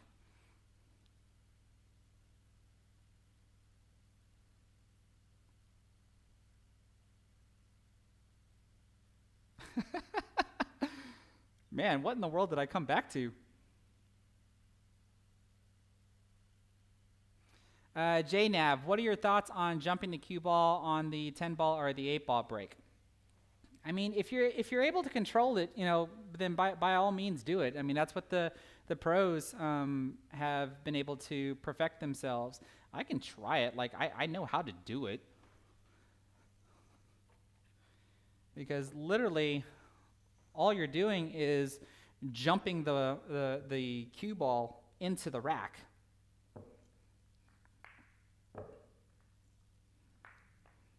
You might be wondering, well, how do you do that? Like in order for the cue ball to hop into the air after it hits the rack is because the cue ball is already in the air when it hits the rack. So what you'll notice,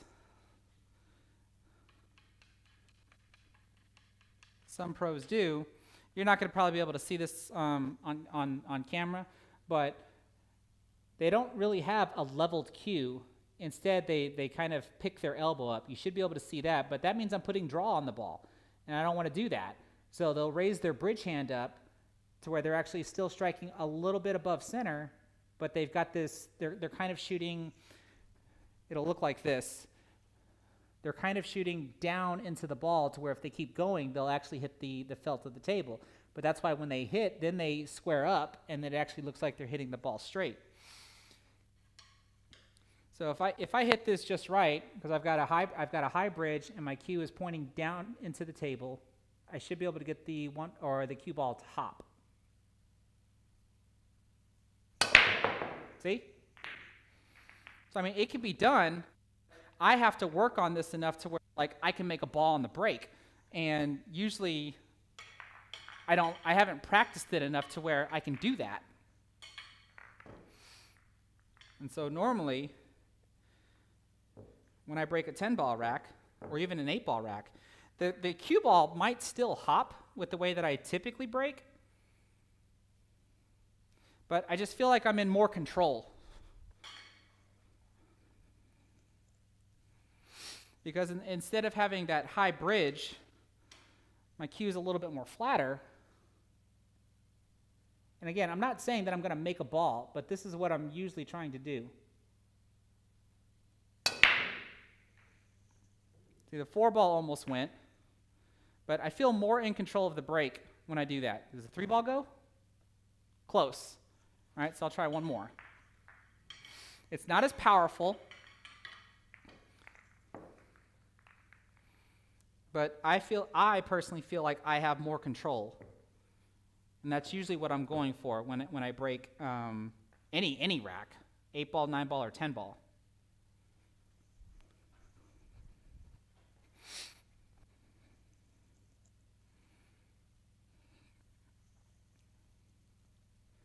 So it's the same thing. It's a leveled cue. I am still hitting slightly above center, so I can try to squat the cue ball in the center of the rack.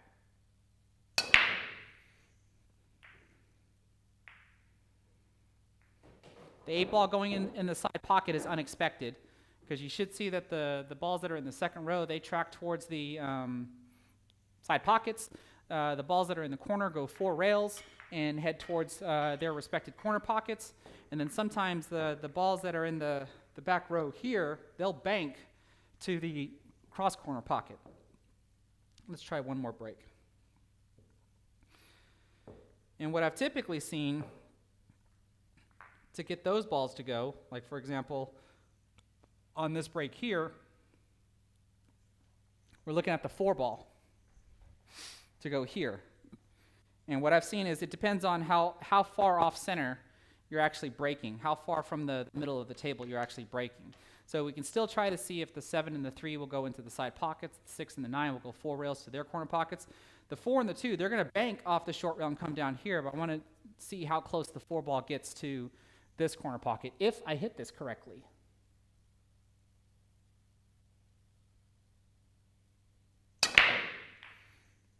So pretty far off though, right? And it gets kicked in. But this is the type of break that I'm typically working on for 10-ball. And it's for 2 different styles. 10-ball ghost breaking and then 10-ball match breaking. Ghost breaking meaning that I just want to be able to spread the balls apart, so that way I can hopefully take ball in hand and be able to run the table. Match breaking to where I have a position on the 1-ball after the break. So I hope that makes sense on how to get the ball to pop, the cue ball to pop off of the rack.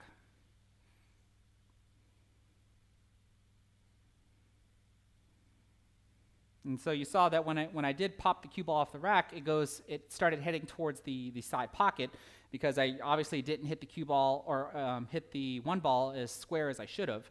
Because usually what happens is that the cue ball will pop into the air and the 1-ball will pass underneath it as the cue ball comes down. And then you might get position on it.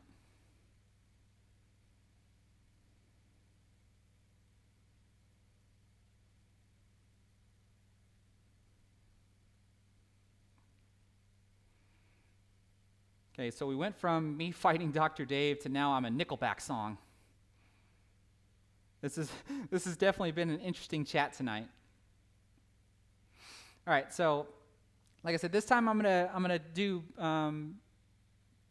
harder breaks, but I'm not gonna be trying to play position on the 1-ball. Just whatever happens, happens. And then try to score a bunch of 9s. Jared Newman, yes, I do. I have 2 videos on jumping. Just go through my channel, especially the pool lessons playlist. That's where you'll find them. But someone give me a pattern, 1 through 9.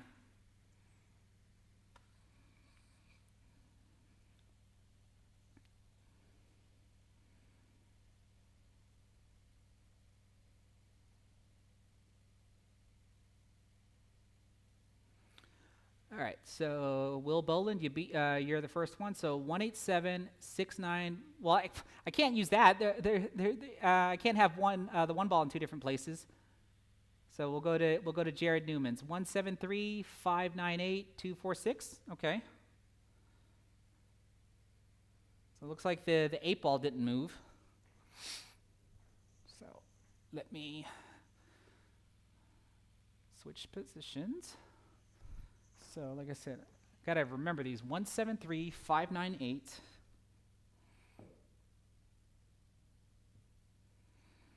173598246. And then what was the other one?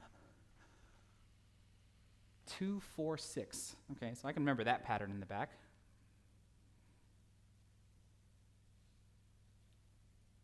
All right, so on this go around, our main focus is to satisfy the 3-point rule. So we're at least going to be pocketing the 8-ball and then making sure that we satisfy the 3-point rule.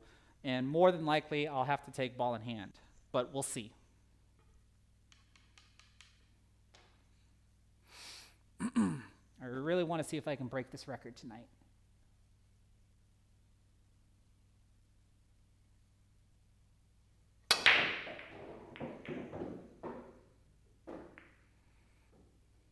Don't tie up 5-ball. Let alone does the 2-ball pass. It does. Okay. So, take ball in hand. Definitely satisfied the 3-point rule on that one.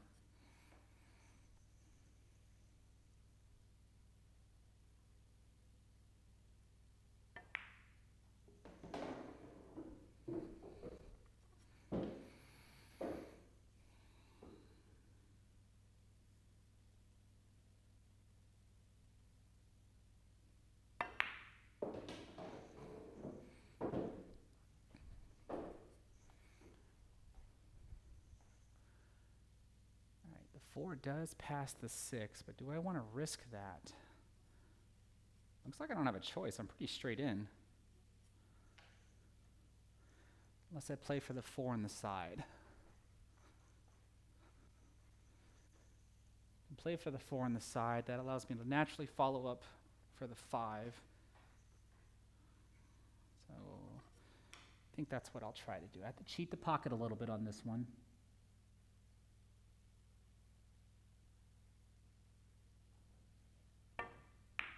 Oh gosh, that's what I get for cheating the pocket. Gee whiz.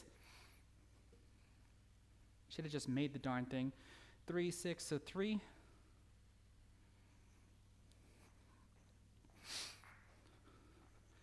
Yeah, I should have just made it. I mean, I still got position. I should have just made it, not worry about cheating the pocket. Okay, so 1, 7, 3, 5, 9, 8.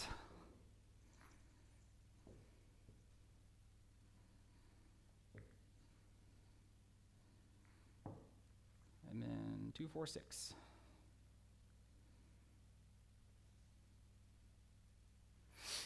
Okay. I think almost every set, the first rack always starts off bad, and then my second rack is redemption. So let's see if karma makes me lose the second rack.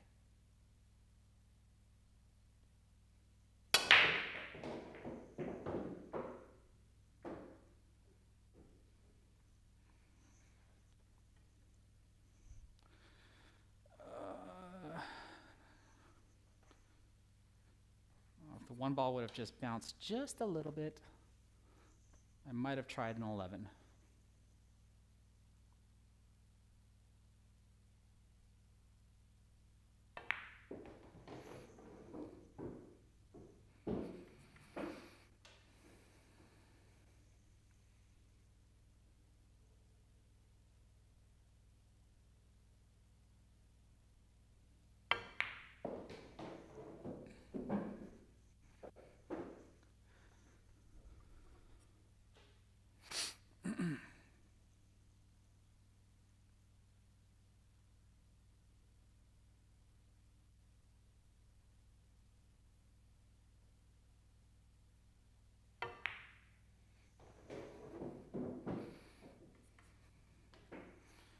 Yeah, so like I said, one of the things that I've seemed to have noticed with me adjusting my aim the way I am, that the balls are going in cleaner.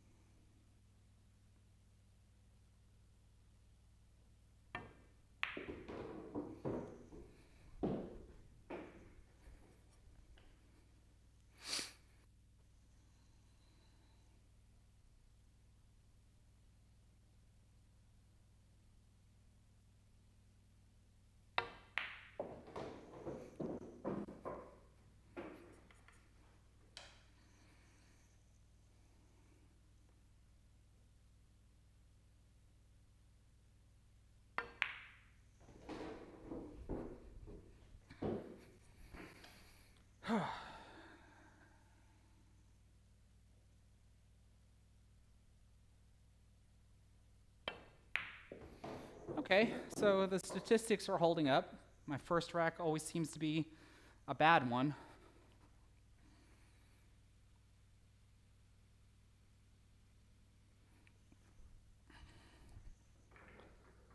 But then my second one is like a redemption rack. So now, let's see if I can hold it for the rest of the set. 173. 598. 246.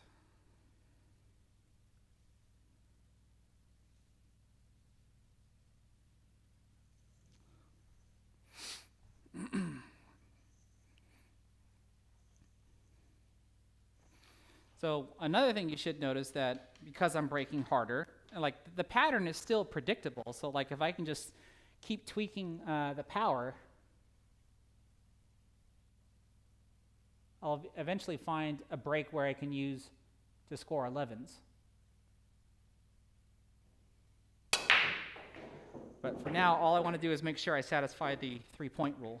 That's my main focus.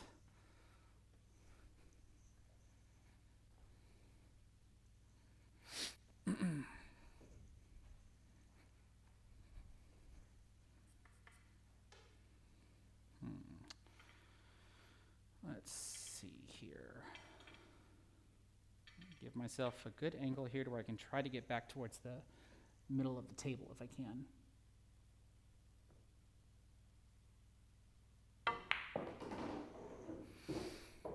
Because that wasn't it. I can still make the 2-ball. That's fine, but position on the 3 is going to be a little tricky.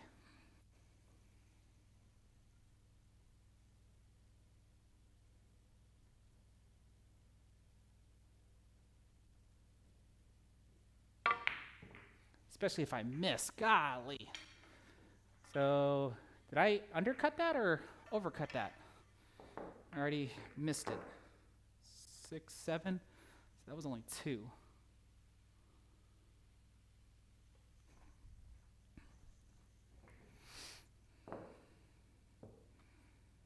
All because of the initial start.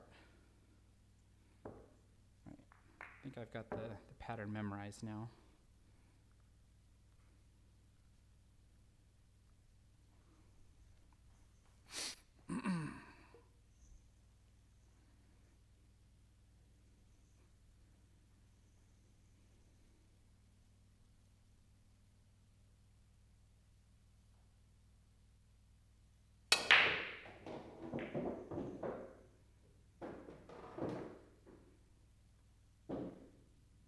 Oh my goodness. This is going to be a short rack.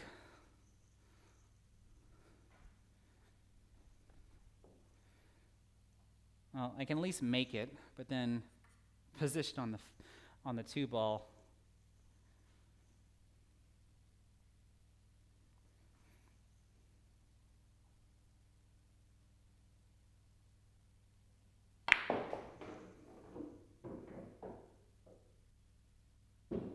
No, that's what I get. I should have just stopped it like right here. So I deserve that.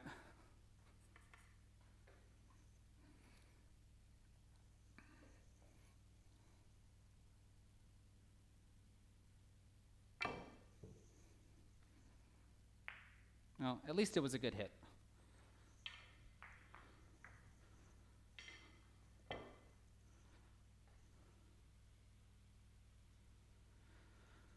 $45,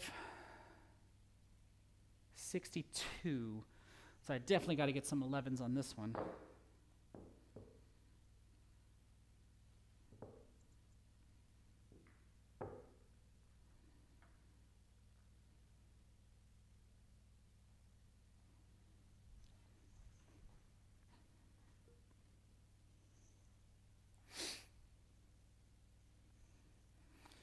So what I'm wondering now is if I do hit this with draw, since the cue ball keeps coming back here, or I mean the 1 ball keeps coming back here.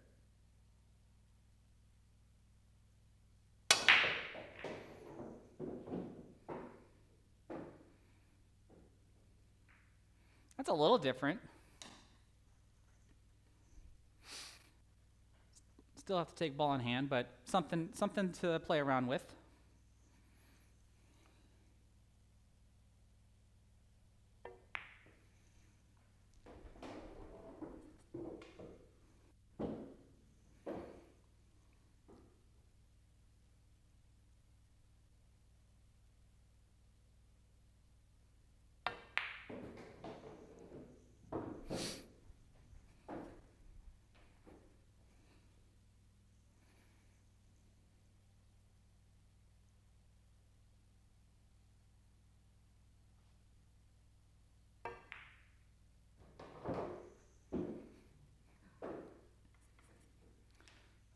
Too much spin.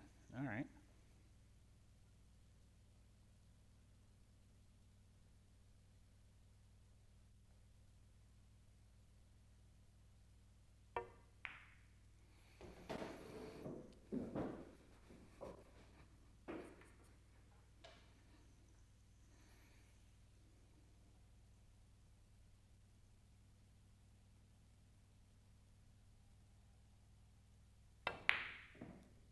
Oh my goodness.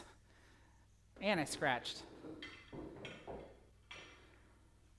So 5. That's actually my worst start of the first half.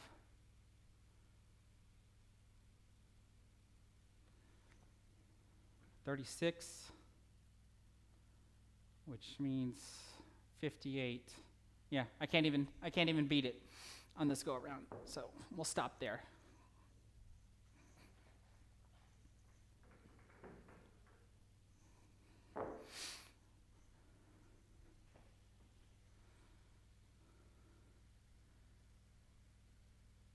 So switch that and that and go back to this. Whew, okay, let's see here. Now what am I coming back to?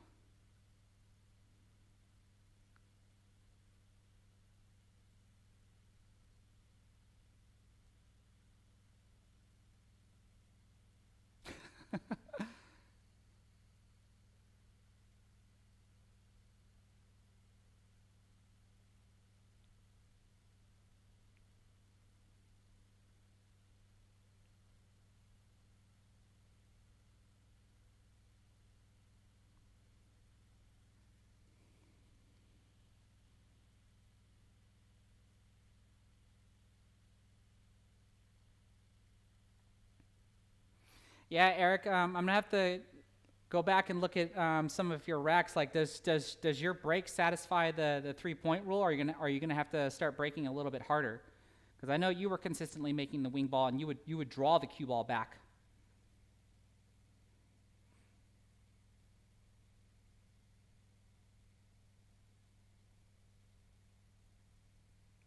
AJ Luther, I don't think it's legal to have an outside device at the game like that. It's just something that you're just going to have to practice when it comes to trying to understand the diamond system.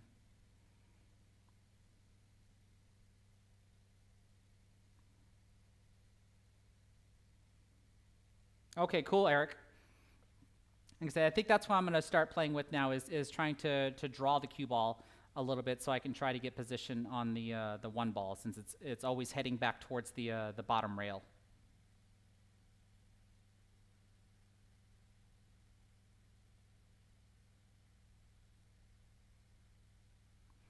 Yeah, Jared Ginther. I've actually seen Jeffrey Dillon in person. He was here last year for the Texas State Open, and it's still the same thing, with that monster break that he has. But I'll never break that hard.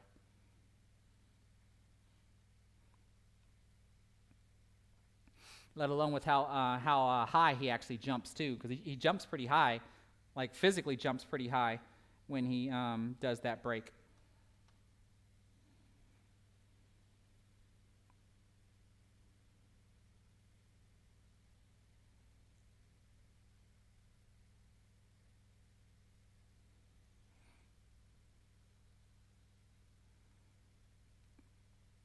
London Racing, I think this is the first time that I've seen you. I'm glad that you're enjoying the content, man. Really do appreciate that.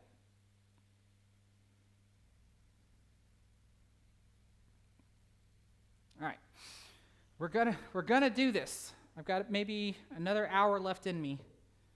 Someone give me a pattern. 1 through 9.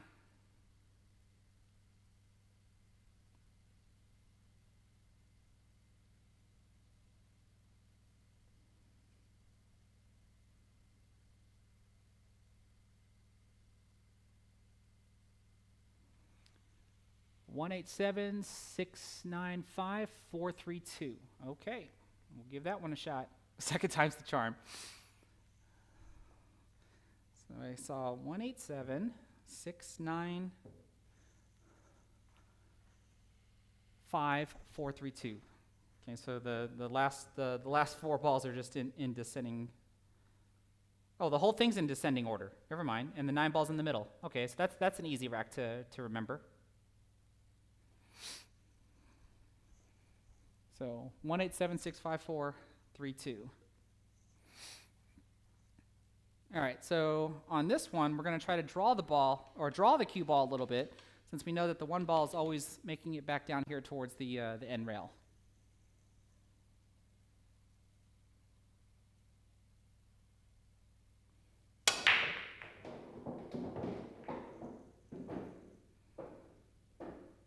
See, almost. I didn't want it to draw straight back, so I actually hit the 1 ball pretty full.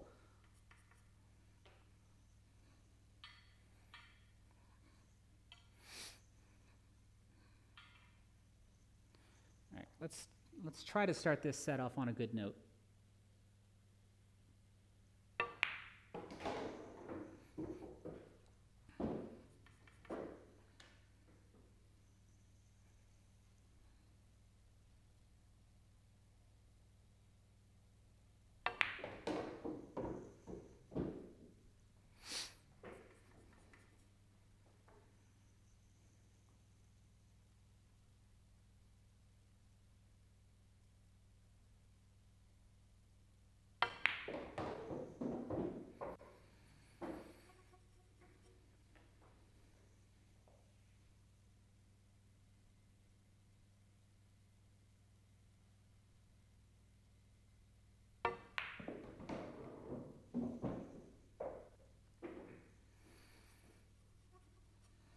That felt a little tricky, but it worked.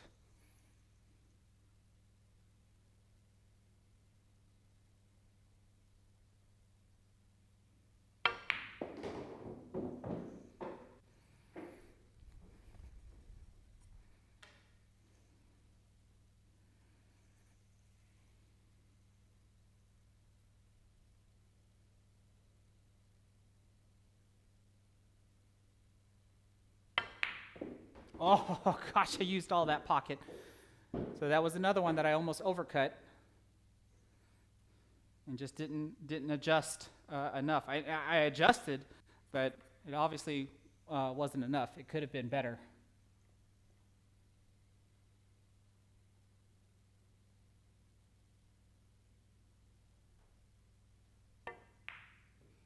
Hey, and we're off to a good start.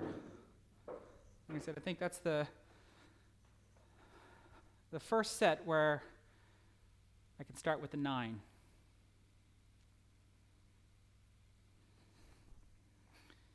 Okay, so 1 on top, 9 in the middle, and then just in descending order. So that's pretty easy to remember.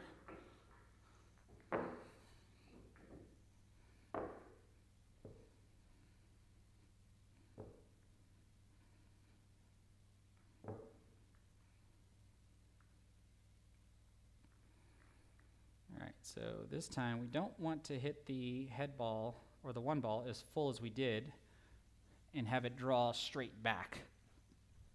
We kind of want it to draw straight down the middle if we can.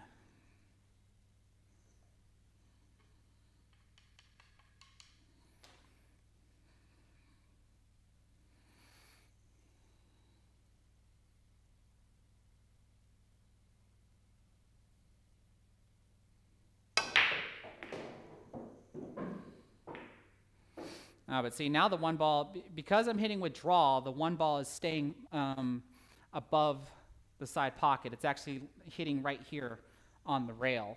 So I could potentially make it if I keep that up. And then my 3 ball's nicely tied up, so I need to make sure I get a decent angle here when I shoot the 2 ball.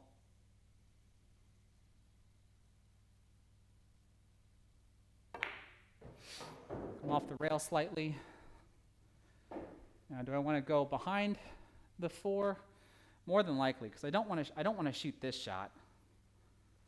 Like if I was on the 3 ball now. So I need to make sure I don't scratch.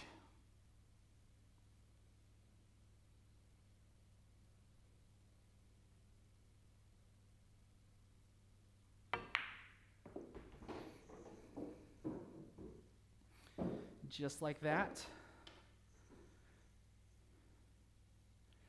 Now, what I don't know is how deep into that corner pocket I'm going to end up going.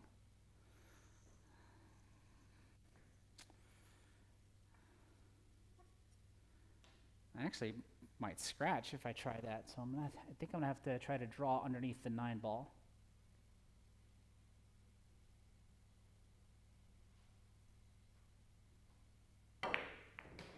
Yep. I think I would have scratched if I'd have gone the other way. Okay. So now the 9 ball's in the way for a 2-rail route. Looks like I might have to try to draw to the side rail and come back out.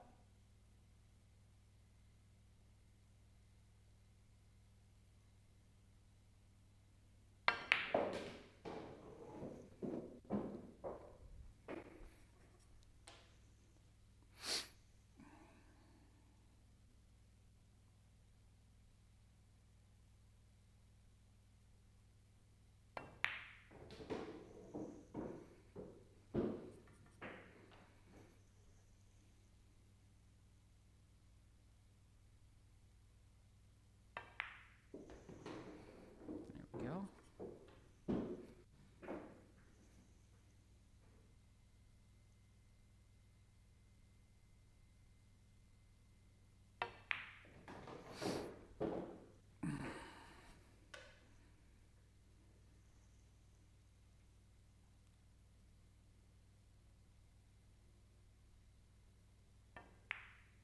Hey, 2 in a row. Okay.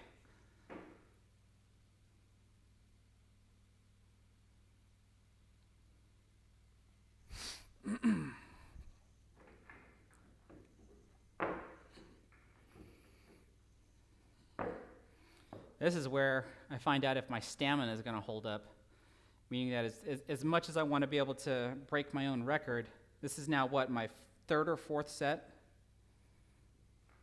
And, can I even maintain focus that long?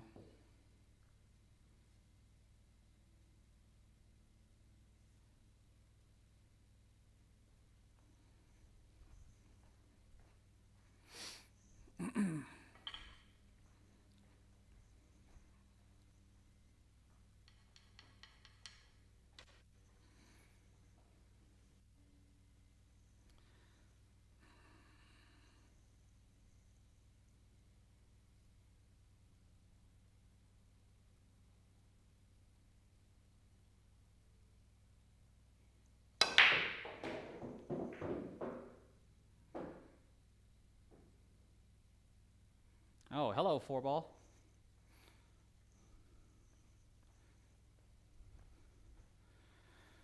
Where could I possibly shoot you? I'd have to get back here after I shoot the 3. Or over here. Gee whiz.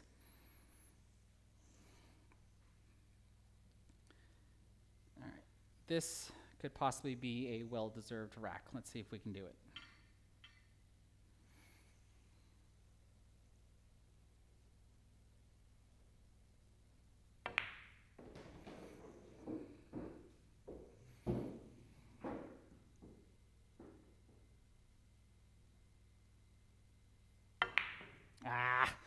I was cheating the pocket on that one. I did that on purpose, just to get there. So much for that. 3, 6, 7, so only 2.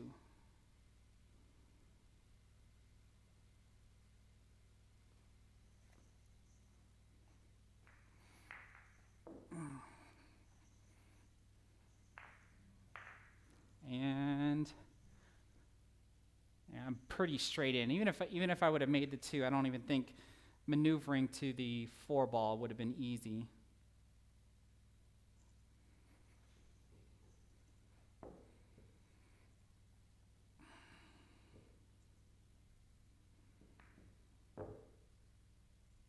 Okay, so based on the results that I'm seeing, I think I can probably let up on a little power,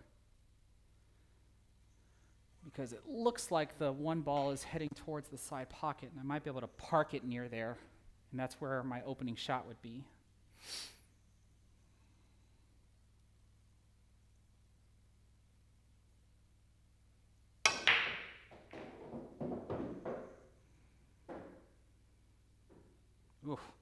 Kind of, sort of. I put more draw on the cue ball so that way I can hit it softer and get more action out of it.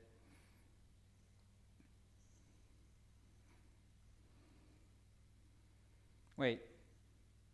This didn't satisfy the 3-point rule. Nope. Couldn't have.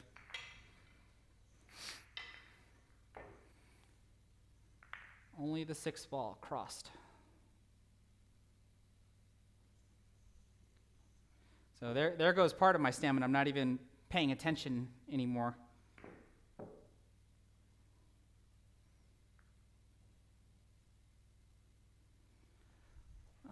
So yeah, trying to park the 1 ball by the side pocket is a bad idea. So go back to hitting a little bit harder.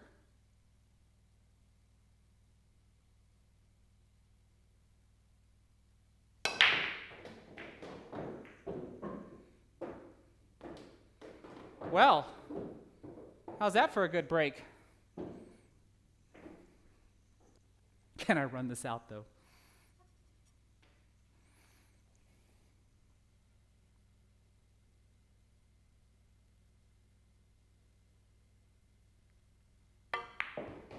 Whoa, ball. Ah.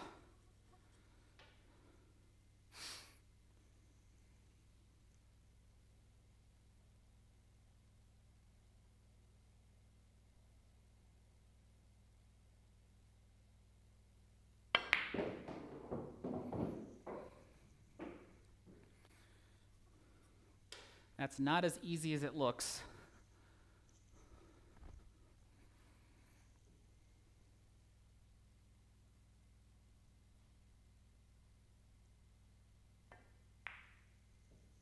Oh, used all that pocket.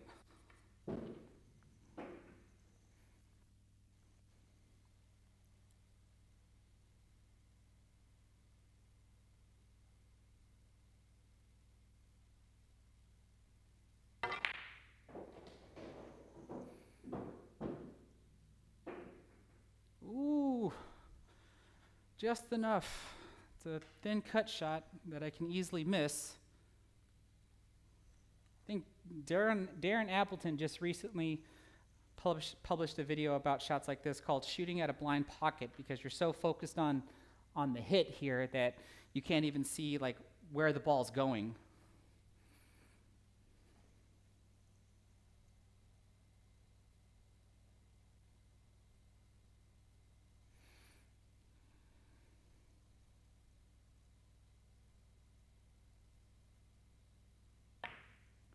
Yes! That's an 11.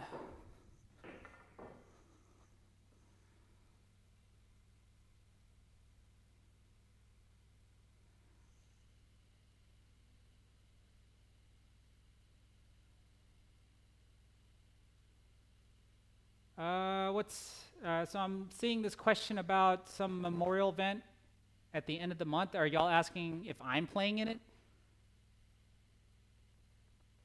Because I don't even know where Schnookerd is, if that's somewhere in Texas. So the short answer is probably going to be no. I'm not playing in that.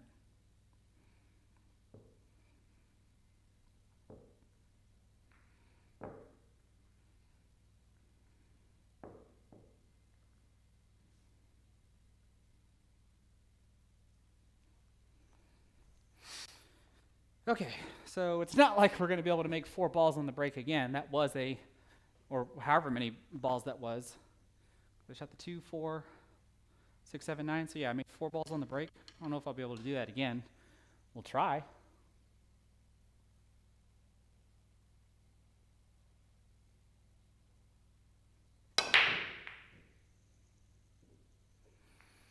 We didn't even make the wing ball that time.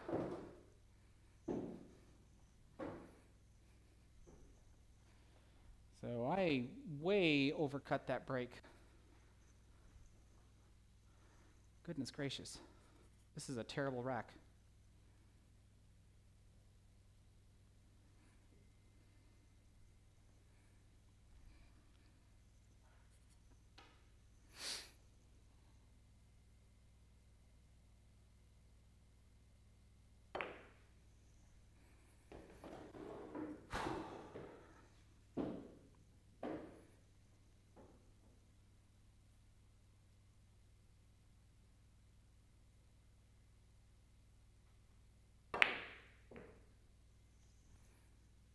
Golly, man. That's all it takes is one bad rack. So what is that? That was only 2.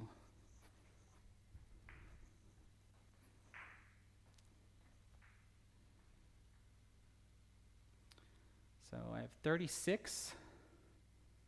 That's 69 if I can at least get 4 more 9s.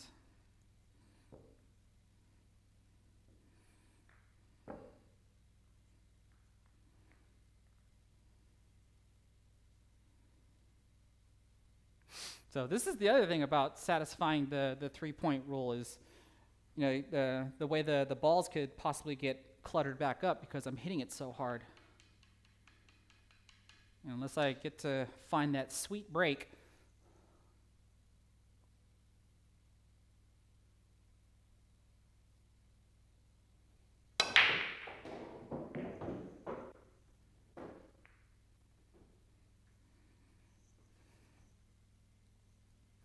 That was actually a really bad hit as well. 4 ball looks in trouble. I don't want to do the combination.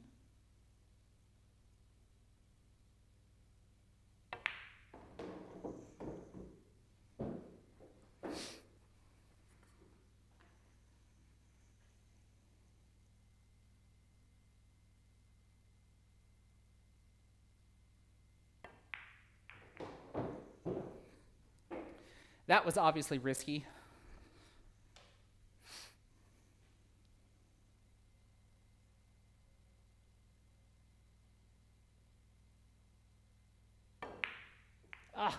Here I am just trying to break stuff up. I'm not even focusing on the shot at hand. So 3, 6, 3.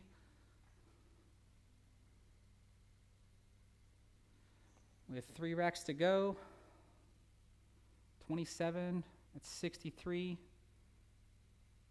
I'd have to get 3 11s. So I guess I can try one more. And it has to be an 11, right? Yeah, I have to get 3 11s.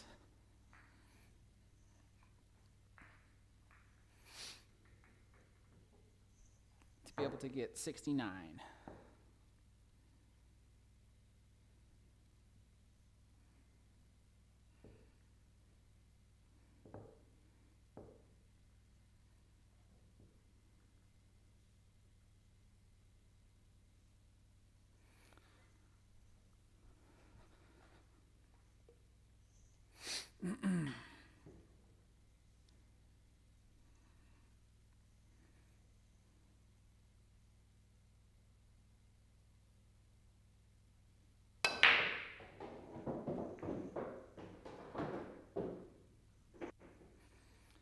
So I have to go for this.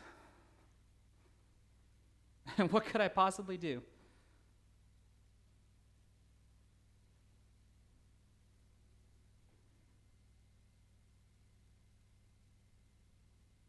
I have no idea. This is definitely one of those maybe shoot hard and hope.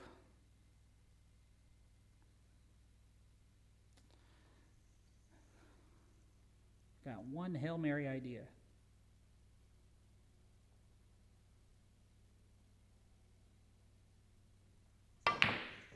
That wasn't it. All right, so that was my attempt there.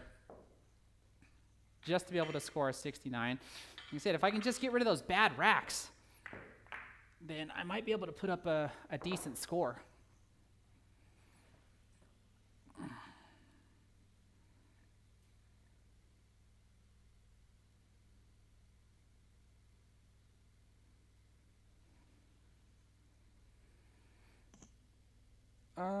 So Frisco, Texas, is that where that tournament's at the end of the month? Is that what I'm reading? Yeah, because then more times than not, I'm probably not gonna make that. Jim, yes, I do have league this Thursday night, so I won't be able to make the first match because I'm playing leagues on Wednesdays and Thursdays now. Wednesdays 8-ball, Thursdays 9-ball, and I'm needed for this week. I'll know ahead of time whether or not if I'm needed.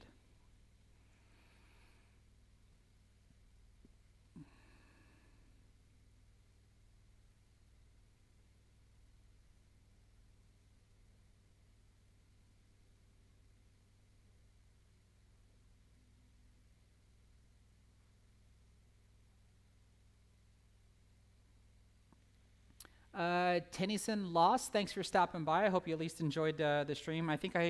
Looks like I've been almost streaming for 2.5 hours. I might have one or two more goes at trying to break my own record. Because if I didn't have to satisfy the 3-point rule, I think I might be okay. So someone give me a pattern, 1 through 9.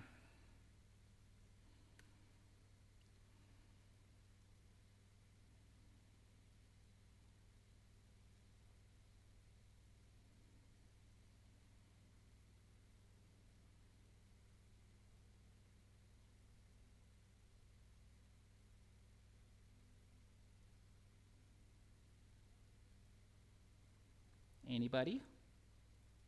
There we go. I see one. So 157-398-264.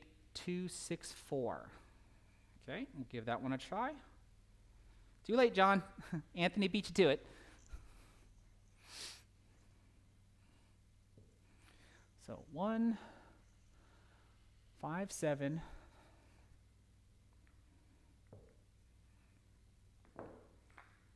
398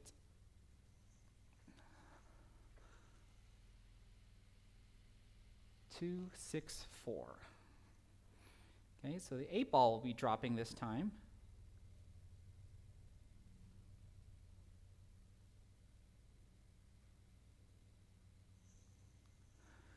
Okay, so let's switch.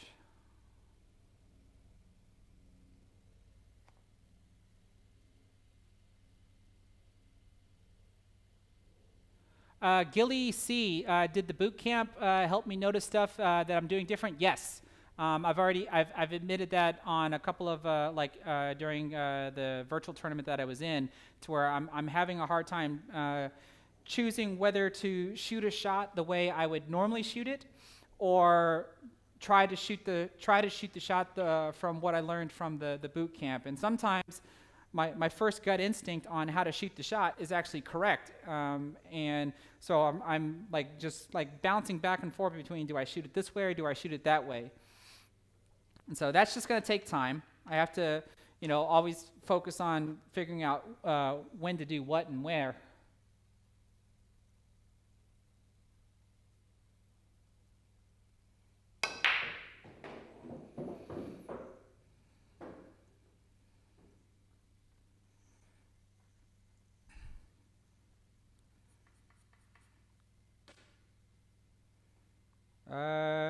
Did that satisfy the 3-point rule? I know I made a ball. The 3-ball cross. Can someone tell me, did the 4-ball cross? Because I don't think the 1-ball crossed, but could someone tell me if the 4-ball crossed?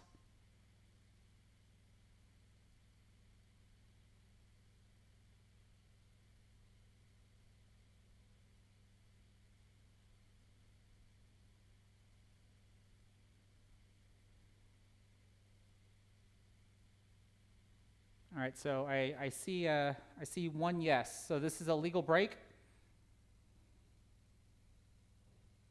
The 4 did cross. Okay, cool. It's a legal break. So I am going to take ball in hand.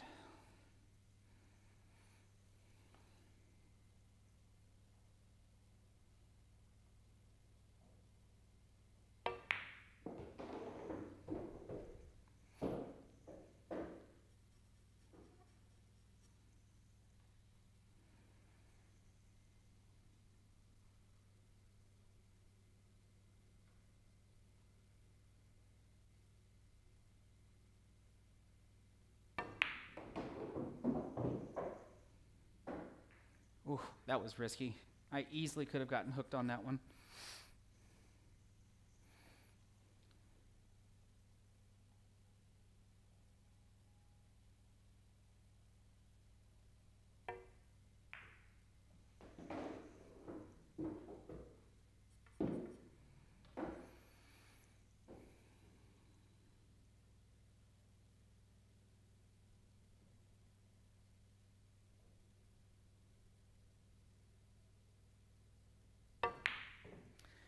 Ah, golly. See, so like that was one of the shots right there. My first gut instinct was to draw off the side rail. But then I decided to go the two rail route, which, I mean, it wasn't bad. I just missed the shot. I got perfect position.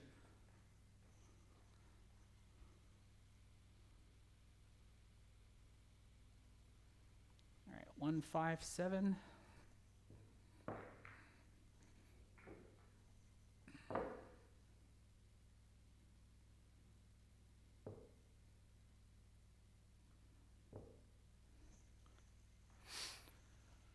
Three nine eight 264.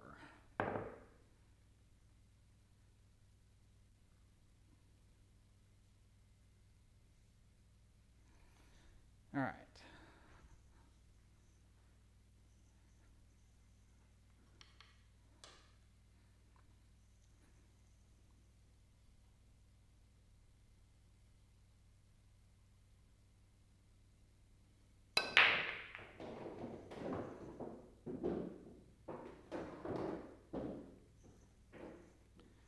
All right, so good break. But I have to take ball in hand. I do want to try to score some 11s and get off to a really big start.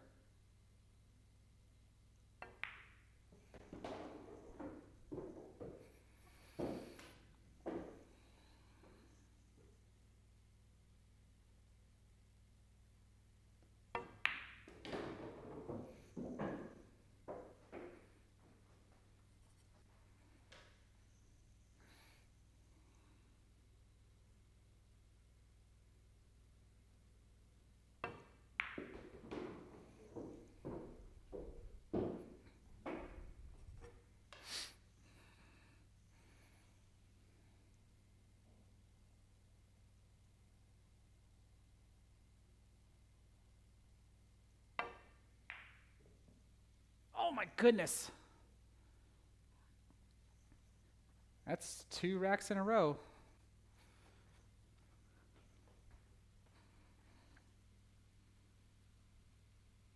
Oops, too many.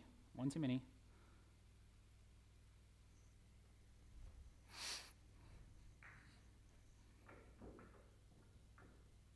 One 57398.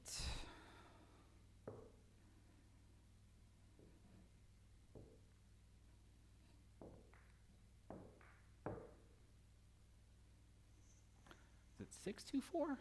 264. I feel like this is going to take me a couple of times to be able to remember this pattern.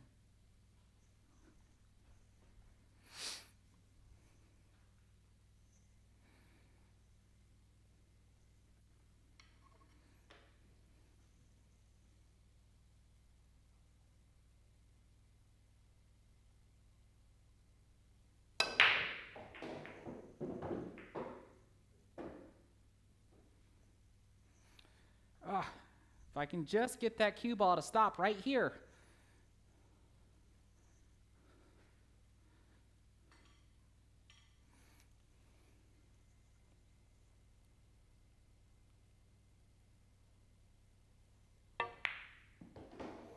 Oh, I babied that one.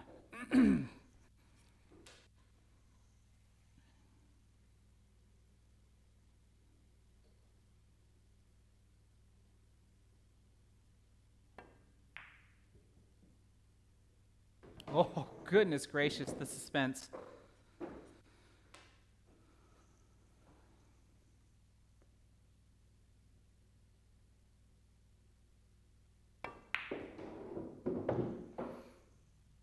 Oh my goodness. Because that one I was trying to come all the way around for the 4 in the side pocket.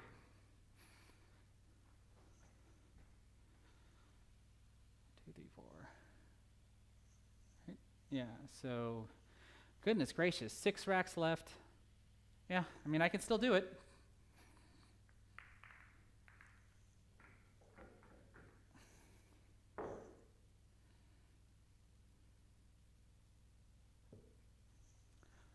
So 1, 5, 7, 3, 9, 8.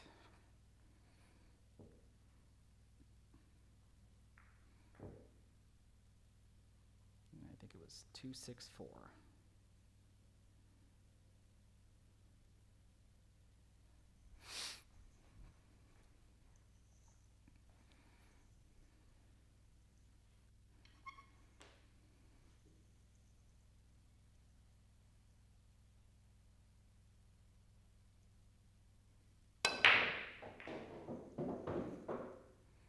Well, that time I got the cue ball where it's supposed to be, but the one ball goes a little too far.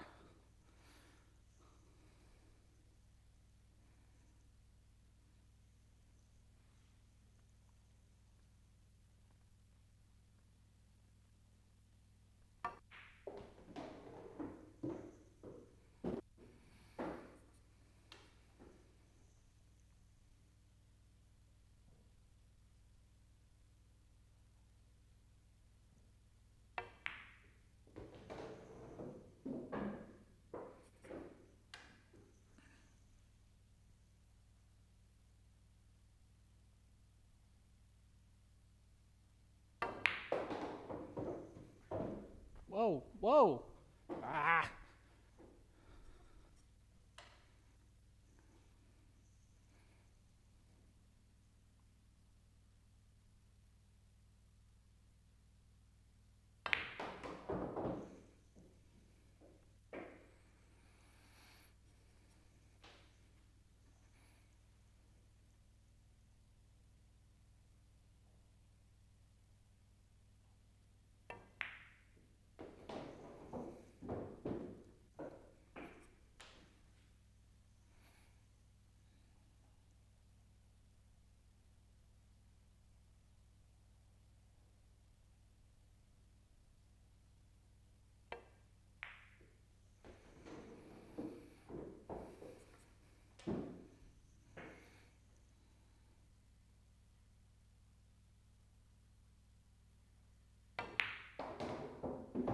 All right, there we go. Sheesh.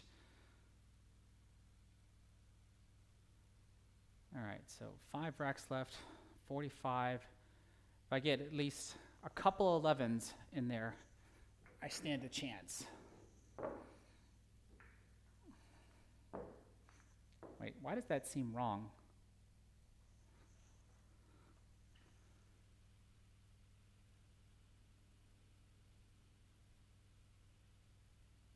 Okay, so I guess that's right. I would have imagined seeing something in the chat if I had the scores wrong. Just seems a little off, because Lord knows I've done that before.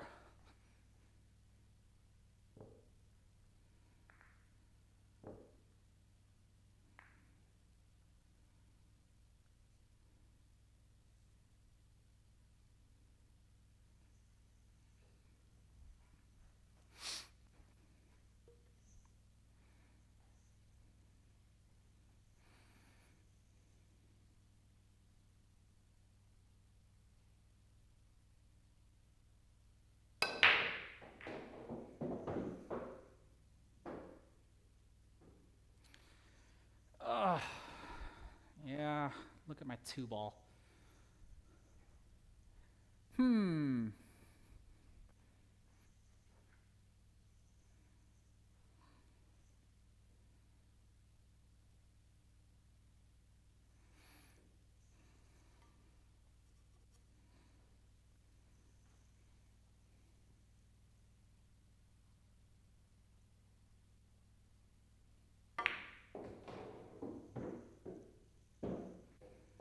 I overhit it.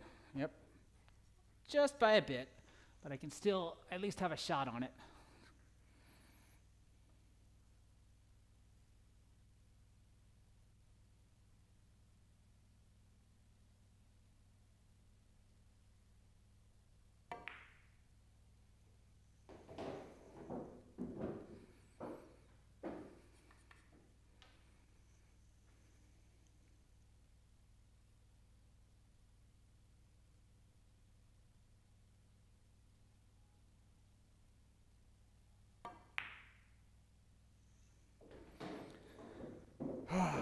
Focus. Stay focused.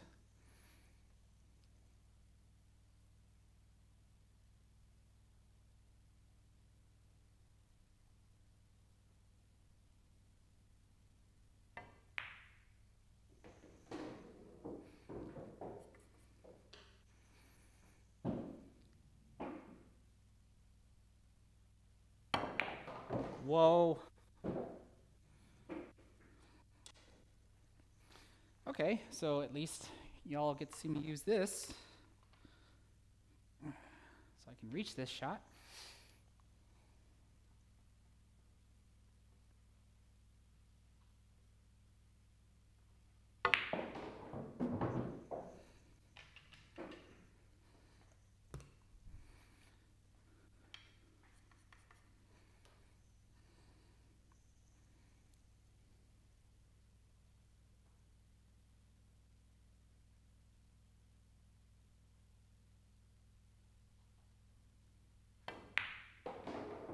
Oh, man.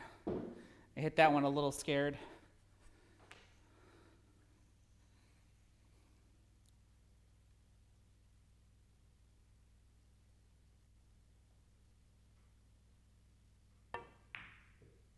Whew, but we managed.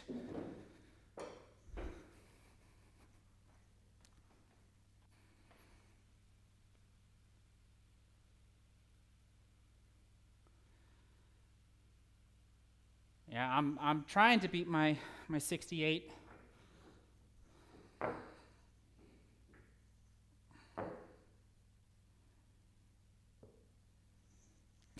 I have not memorized this pattern yet.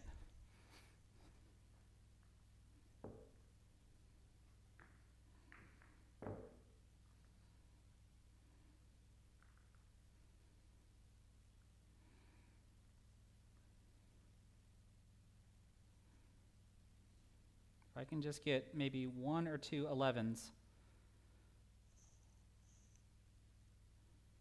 on these last 4, then I have a chance.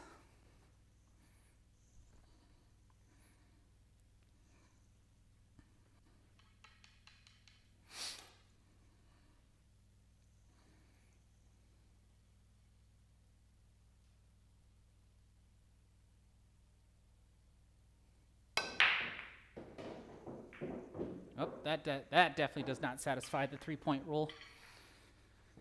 Ooh. So gotta make sure I crack this one. Otherwise it's a 0.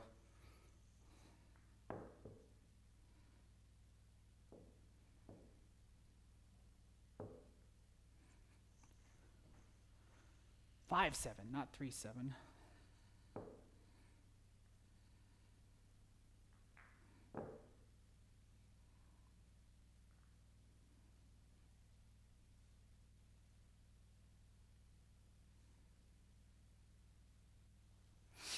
Okay.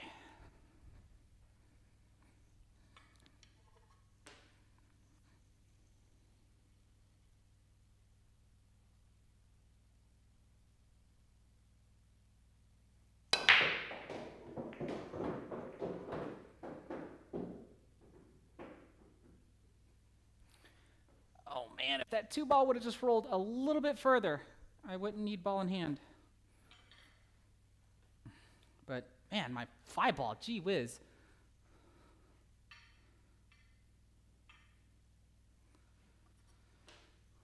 All right, so we're gonna get a little angle on the 4. So we can try to come between the 5 and the 7.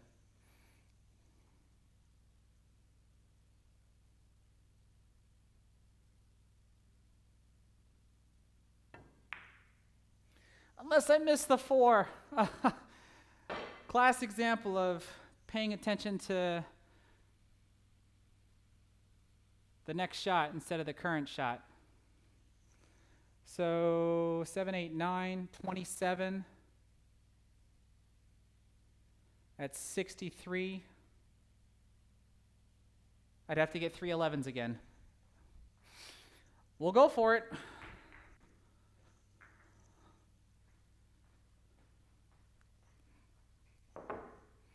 And then I probably have one more set left in me after this. Take a small break and chit chat with everybody.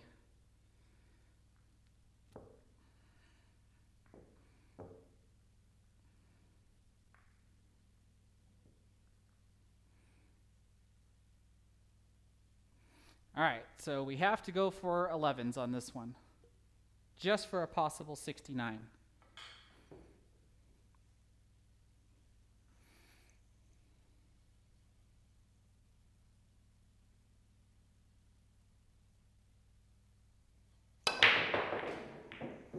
bounce.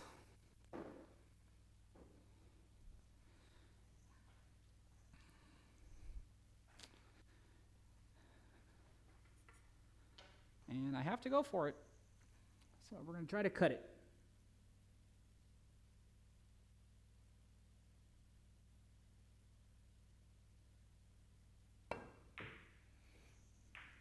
And that's a no. Whew, okay.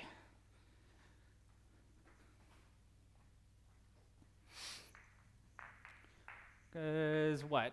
If I at least score decently, I mean, I think I'm averaging about 50 tonight. If I were to complete these.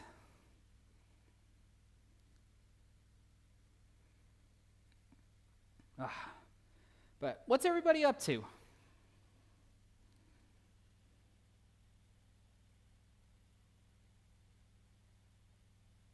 Yeah, Sarah Cadle, I am wearing myself out trying to break my own record. It is exhausting.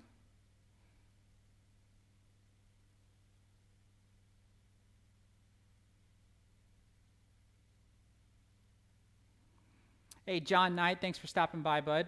Really do appreciate it. Kevin Keene, what's the objective here? So I'm playing the 9-ball Ghost with Bang Time Pool's rules for points. I won his second tournament that he had. He's currently getting ready to start his third one.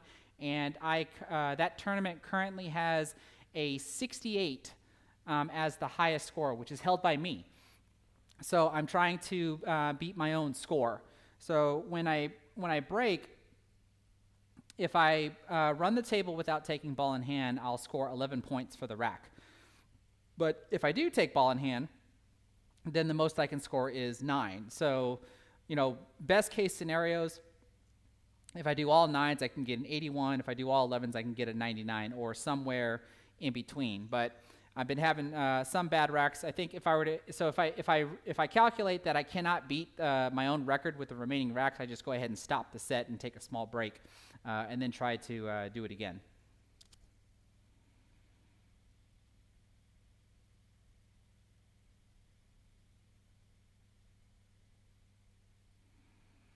Rack accoutrements. If anything, if you just have a good microfiber towel, and you can still use the regular ball cleaner, like I have the Aramith ball cleaner.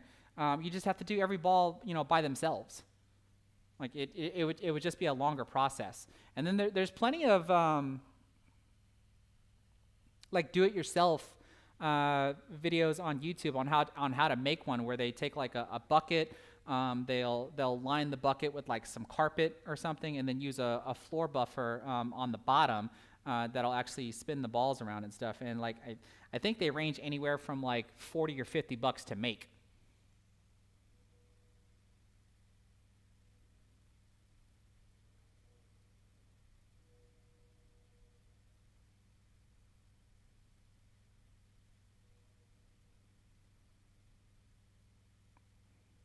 Oh, is that what my average was, Jim? 63.2 in the last 5 matches.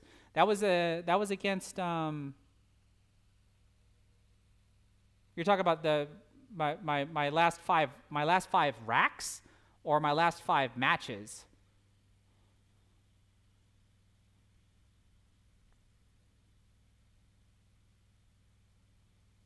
Oh, what's going on, Kyle Boutte?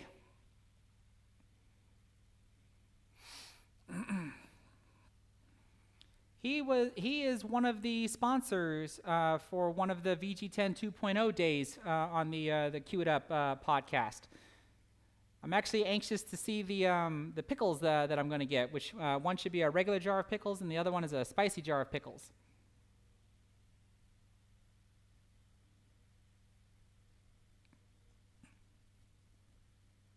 So I'm actually waiting for all of my stuff that I've won so far to get here, and then I'll do another unboxing video of like all the things that I won from the VG10 event to kind of give a plug to the Cue It Up podcast and stuff.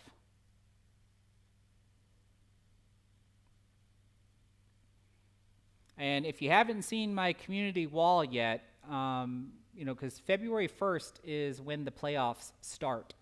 And you have until February 8th to get your donations into the Queued Up podcast, VG10 2.0, because they are going to be raffling off 2 of the Predator tuxedo cues. So if you haven't seen my community wall yet, or at least go look up the Predator tuxedo cues, they are gorgeous. I actually prefer the one that has the black points versus the white points, but both of them are just like very, very stunning.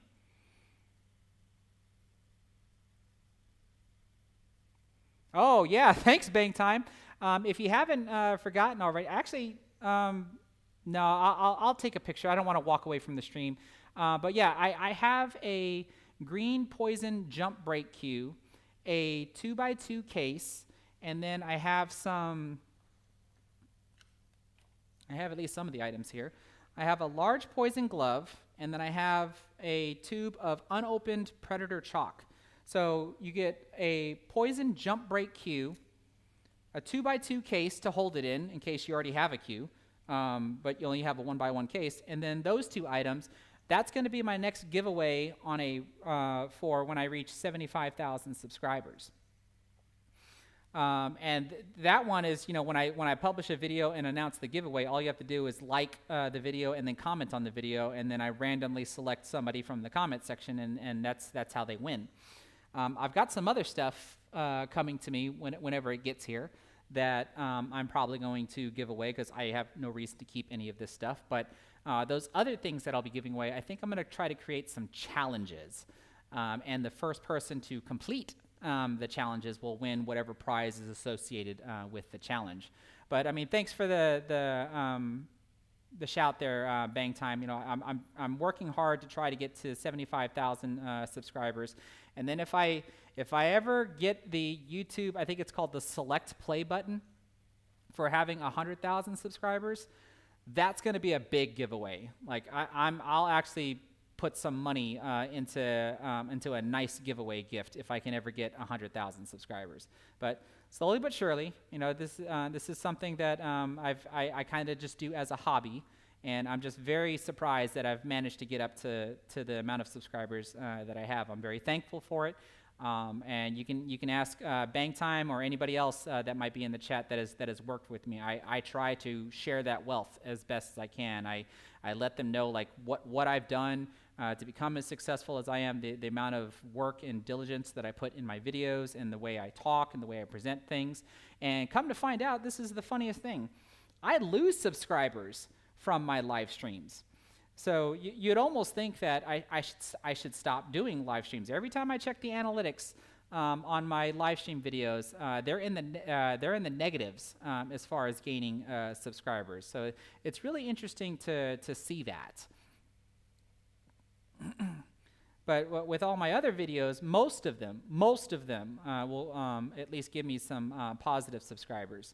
And I've kind of lost my way a bit because my whole YouTube channel was supposed to be geared around me doing pool-related videos, which I clearly do. I do a bunch of them. Programming videos, because I am a software developer. I have like 4 or 5 different introduction to C# programming videos.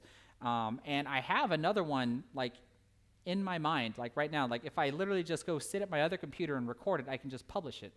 But I kind of start leaning towards that's not a video that all of y'all want to watch, but it's for other viewers that are trying to learn how to do programming, or college kids or whatever else that could possibly benefit from them. But anything that's not pool related does not generate a lot of views. And I don't want to say that I'm view hunting, like that I'm always like just creating videos for views. But the whole point of that rant is like I've kind of fallen off the way that I originally started the channel, which is to do fitness related stuff, program related stuff, as well as pool related stuff. The pool related stuff is the main content that you get on my channel, but I need to try to bring back the other things. And then I just do like random stuff. Every now and again I kind of throw something random out there that I use as a video. Just to allow like the viewers to get to know me personally. Like I'm a pool player, I'm a programmer, I like to exercise, I like to stay physically fit.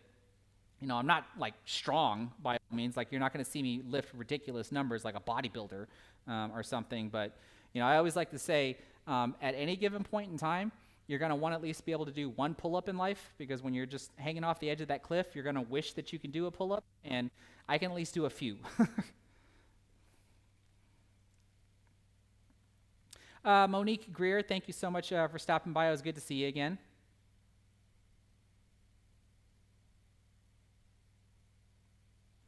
Steve S. So that's the reason why, like, I'm not trying to down Predator chalk, but the skids that you're talking about, that's the reason why I'm kind of switching from Predator to the Taum Pyro. I'm eventually going to do a comparison between these two pieces of chalk from my own personal perspective, because I think Dr. Dave has a chalk comparison video. The Billiard Corner has a chalk comparison video as well. That's kind of where I got the idea to try out the Taum chalk, because it helps with cue ball skids, because it doesn't leave a whole lot of residue on the cue ball. Eric Pool Guy Simpson, I'm getting some Roku chalk. That's another thing that I won from the VG10 2.0. So I'm kind of waiting for that chalk to get here as well, and then kind of decide which two are between the Roku chalk and then the Taum Pyro, like which one's going to be like my more dedicated chalk, because I think if I remember correctly, the Taum is better in regards to less residue on the cue ball. The Roku is better than the Taum in regards to how often you have to chalk between shots.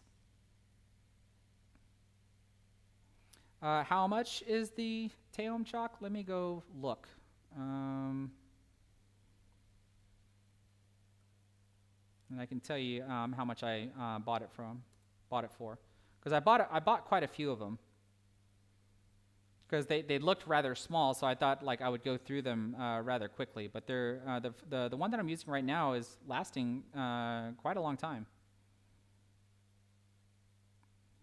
And these aren't cheap, by the way, so don't be shocked when you hear the price. So the one that I've got is $18.95. It was marked down from $22.95. Now you just heard about the Roku chalk. That's the one by Kamui. That one is $25 by itself. So, and I think I managed to win a couple of. I think I'm getting either one or maybe a couple of them from the VG10 tournament that I've been, or the raffles and stuff that I've been participating in.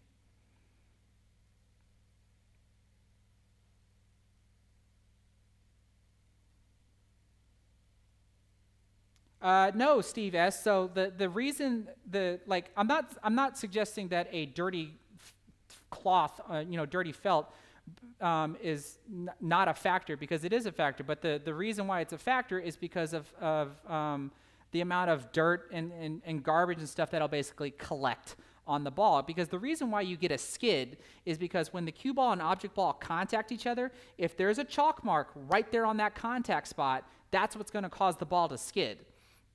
And so if you look at your cue ball while you're playing, depending upon what type of chalk that you're actually using, and you see those little blue chalk marks that are leaving residue on the cue ball. So as the cue ball is spinning towards an object ball, if it just happens to rotate at that right moment to where that chalk mark is right on the contact spot between the cue ball and the object ball, that's what's going to cause your skid.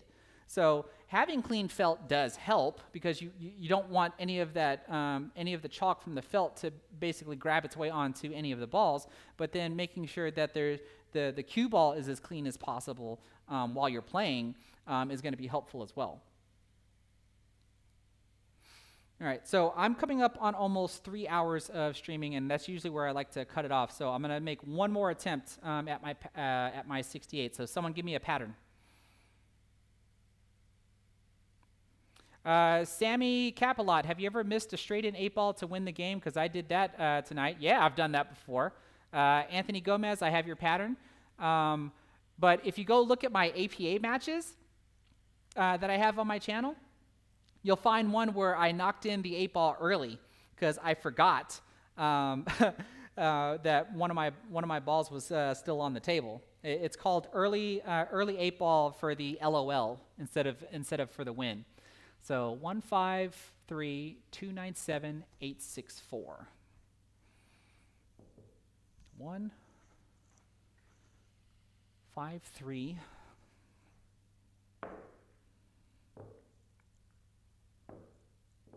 Is it 297 864? Yeah, 297 864.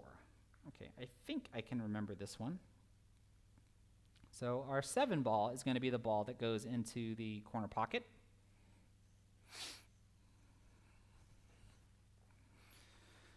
Okay, let's start this set off on a positive note. What do you say? Like, the last set was actually pretty bad. I think I didn't run out on the first 2 racks. And that's pretty bad.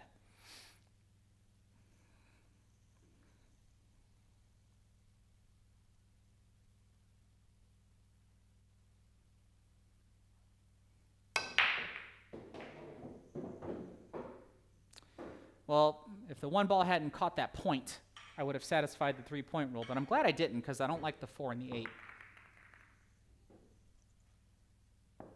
All right, so 1 5 3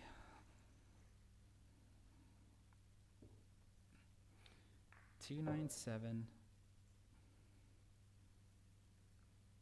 468. All right, 8 balls in the back. No, 864. 864. All right.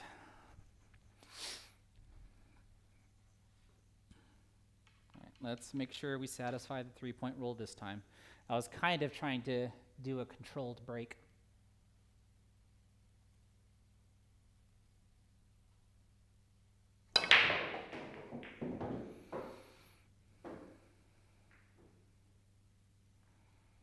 All right, so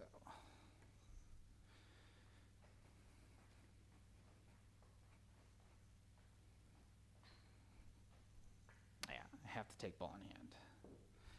Okay, let's see here. Everything looks okay. Don't really see any hard transitions here. Just gotta keep my cue ball execution good.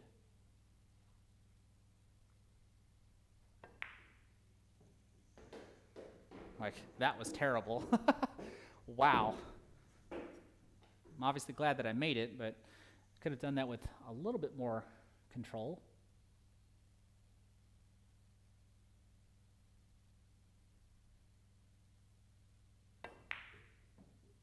Oh, geez.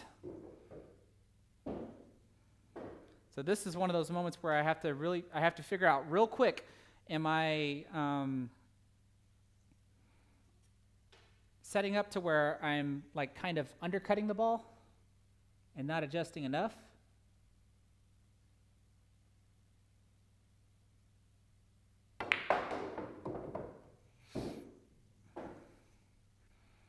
That was actually really bad because I didn't want to be on this side.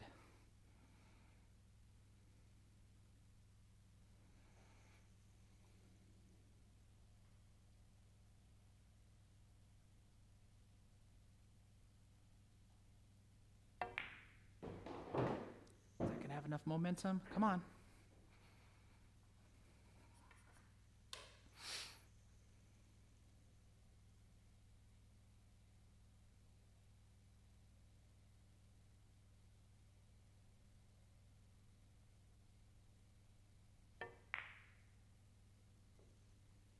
Oh my gosh, man. 5.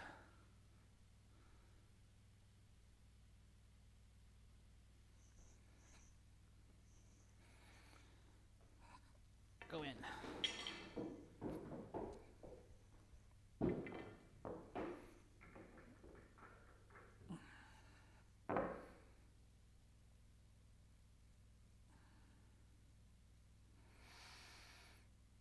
I already forgot the pattern. 1, 5, 3.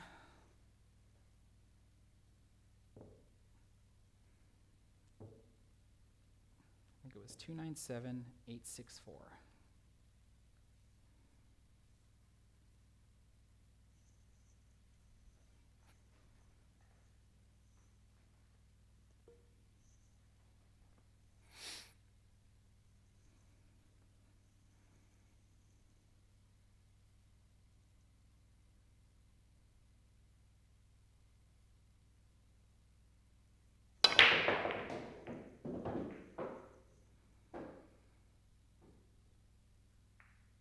I'd say as long as something doesn't clutter up, I have an 11 that I can go for.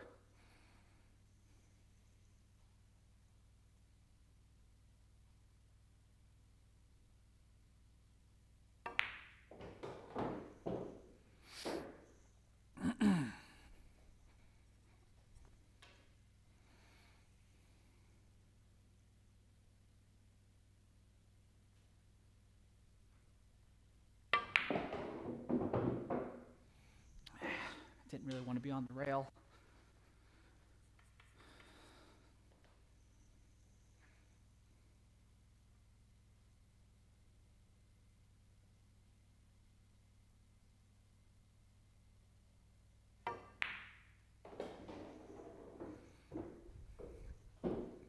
Okay, not bad, not bad. Ooh, I don't like this shot.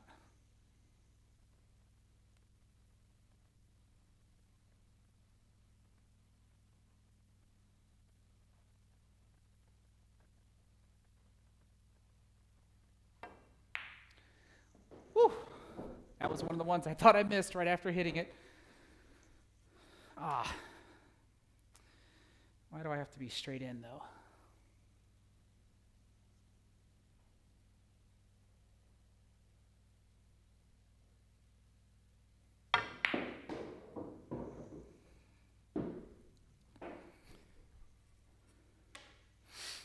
Okay, I have to go up and down the table so I can get position on the 8 on the side. This will be a tricky shot.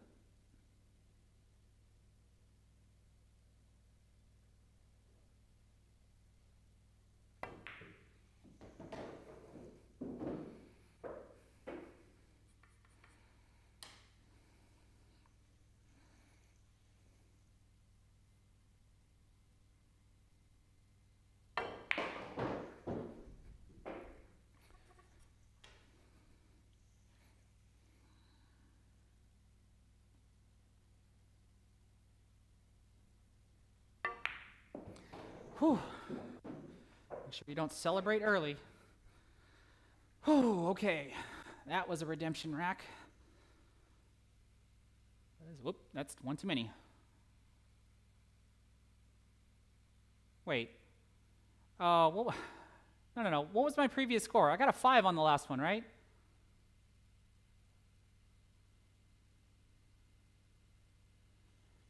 Right? Do I have the score? Yeah, 16? Cool. That's how tired I am. I knew I scored an 11, and then the moment I saw that my score was going over 11, I'm like, wait a minute, that's wrong. No, I got an 11 on that one, Jim. 153,297.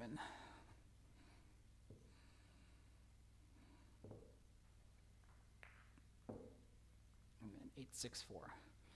So a bit of a fortunate break on that one, having position on that one ball the way that I did.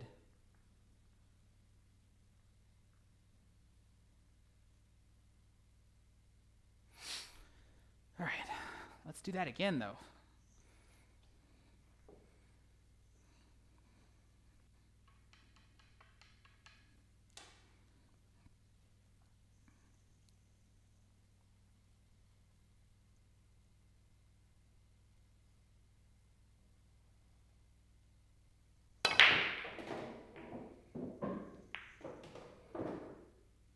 Oh, hold one.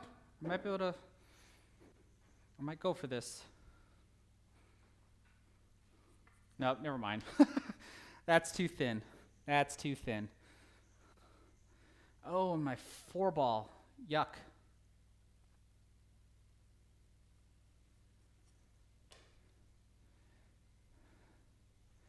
Because going from the 4 to the 6, right? Because I'd have to be like right here, and that'll allow me to at least hit the rail here, and then going from the 6 to the 8 is going to be tricky. Ooh, this is going to be a tricky rack. But I got to get there first, so let me stop thinking too far ahead.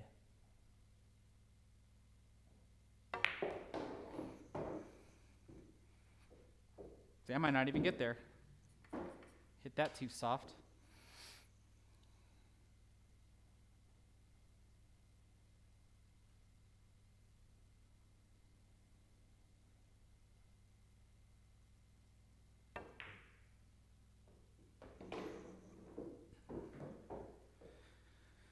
All right, this is the tester. What do I do?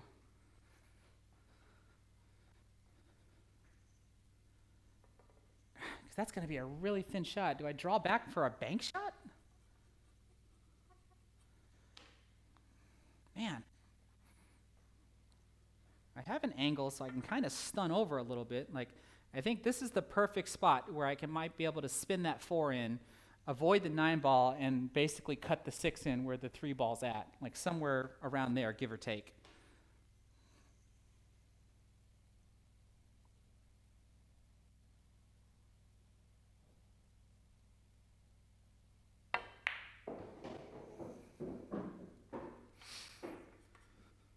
Two key shots coming up if I can do them.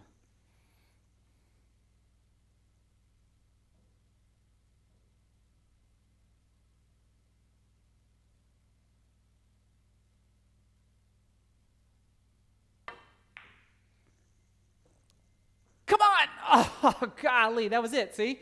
Because this is how I would shoot the, so that's, I got a 5. So this is how I would shoot the 6.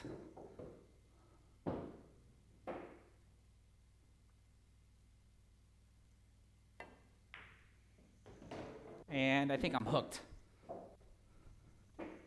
No, I'm not.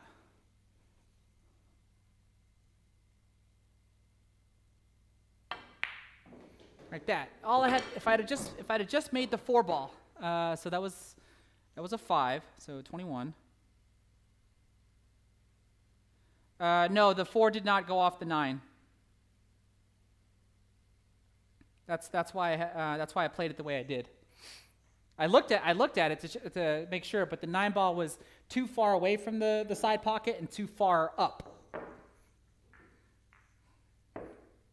from that angle. 153.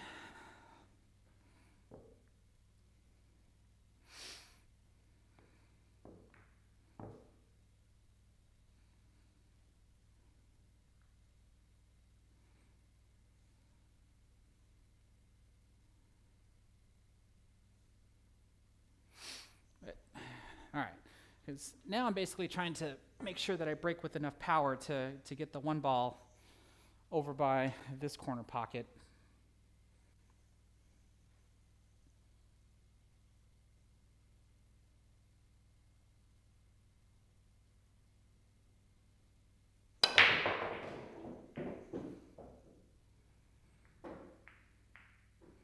Even with that little bounce on the cue ball.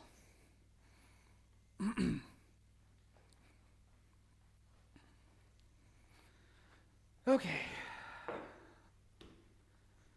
Look and see, 2 ball passes by there. Have to draw back for the 3. So this is the main shot here.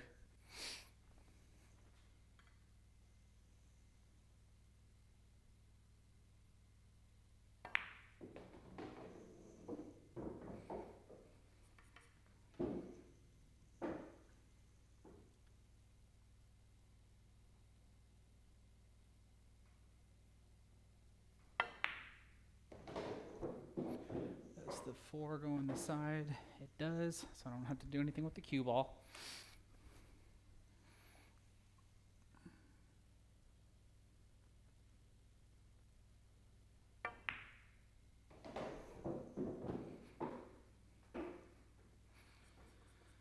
Oh, wish I was straighter.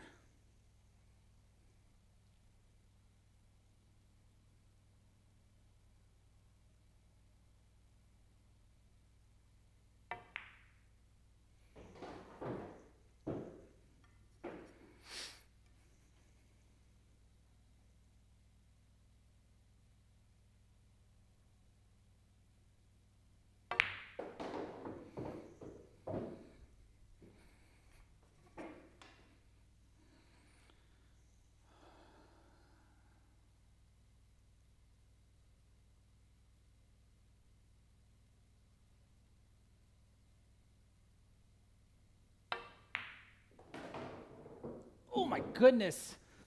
I was not expecting that.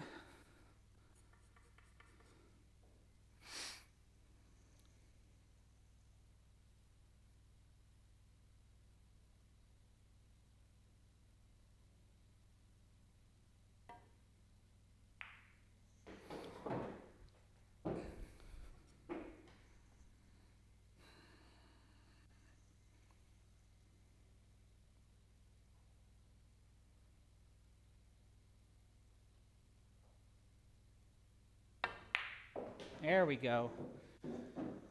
Whew. So we've got 30. 5 racks to go.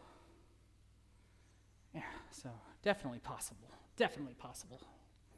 153,297.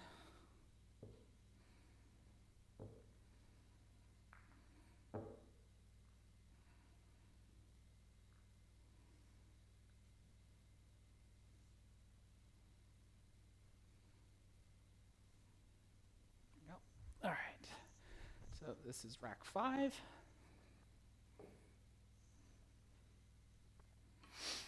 I said, I'm really looking forward to APA 9-ball league just to see what I can do, because I won't have a magic rack to be breaking from, so I'll have to make some adjustments there. But just to see what I can do.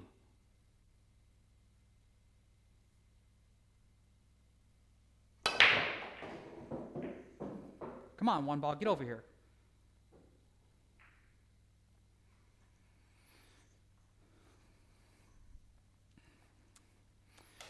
Ew, but the 2 ball.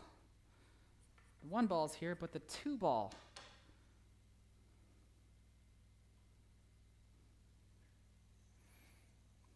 So I'm gonna go for the 11 anyway.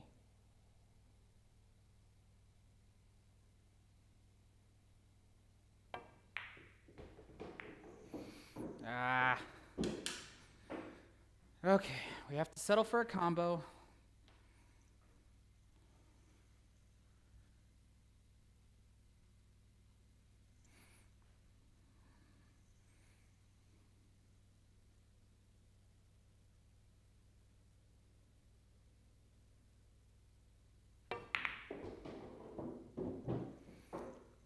Got to know where that 2 ball is going to land. Okay, so now would be a good time for me to try to break out the 8 and 9 and hopefully still have a shot on the 4.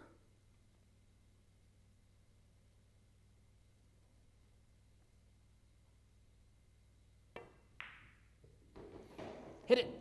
There we go.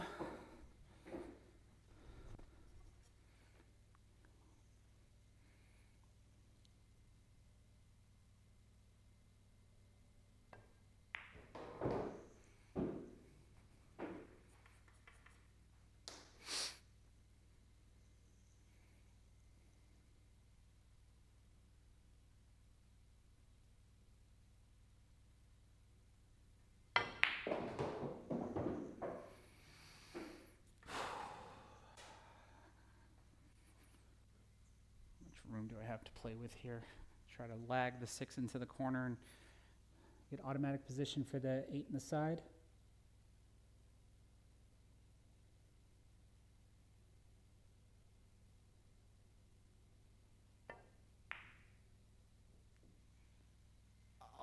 Oh my gosh.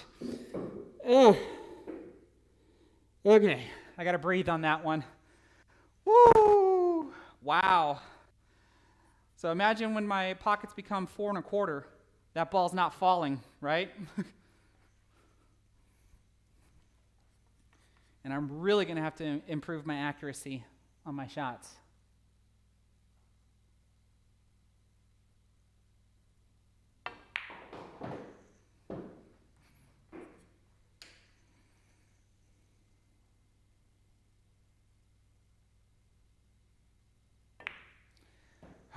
But that rack should have been entertaining. All right, so 4 more racks to go. Whew. And I see we have Corner 4 Billiards in the house. What's going on, bud? Like I said, I've already reminded everybody that your video is next for me to review on my pool coaching lesson, so I'm hoping to get to it this coming weekend if I can.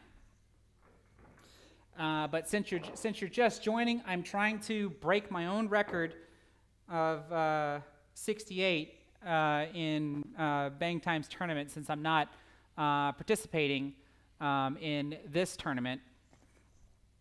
But I'm also trying to use the same rack, so I let the chat determine what my pattern is, because you will have to have a pattern rack that Jim will determine for your match. And then I'm also trying to make sure that I satisfy the 3-point rule, because that's the rule that's in place for this one. You should already know that. But because in the last tournament that I was in, I had a break that I pretty much mastered to where I could go for a bunch of 11s, but sometimes that break satisfied the 3-point rule, and sometimes it didn't. So it's not a break that I would reliably use for this format. So I am trying to break a little bit harder on this one just to make sure that I satisfy the 3-point rule.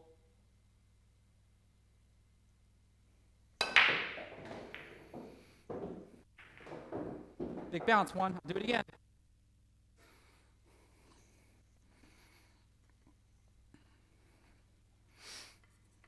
So as long as I satisfy the 3-point rule, then it just really depends on whether or not if I have position on the 1 ball or not.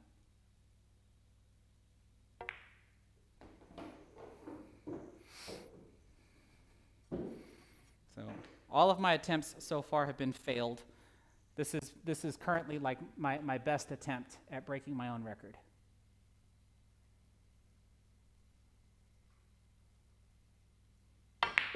Oh, crap. Ugh. Supposed to hit here and then come back out over here, but that shows you like how much I cheated that pocket. I thought I hit that ball a lot squarer than I did, or more straight than I did.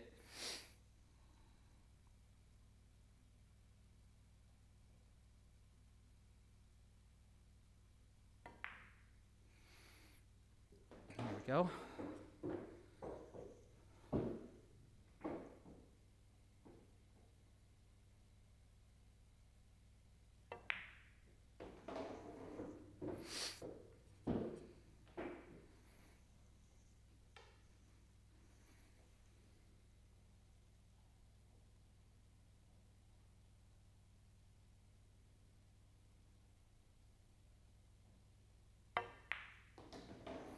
A little twist on that one there. That's a really bad habit there that needs to go away, but I got position.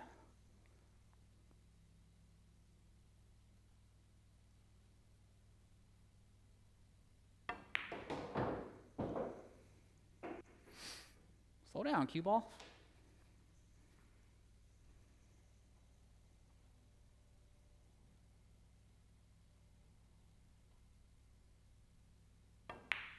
Yes. Closer and closer.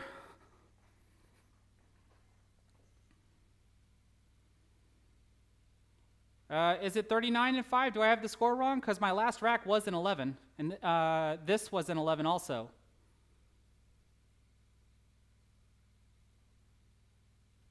So do I have the scores correct? I'm 6 racks in, and I should have a 52.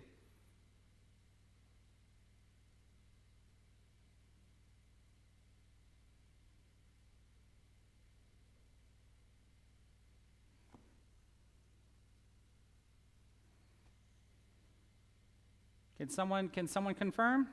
Anthony Gomez, you say 52. Eric Pool Guy Simpson says 52. Let me get one more vote.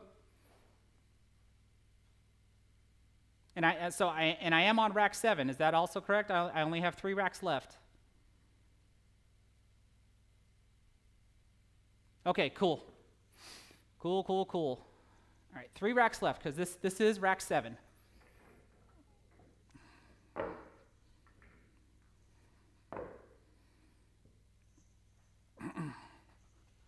So 153-297.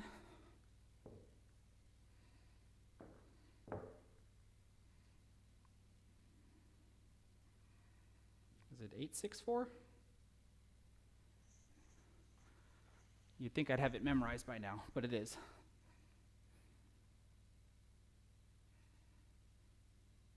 All right. Whew. Okay, rack 7. We're pretty darn close. Pretty darn close. 3 more racks to go.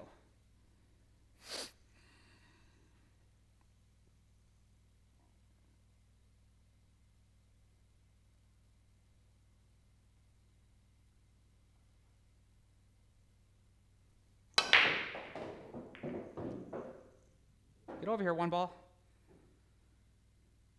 Stop, 3. Okay.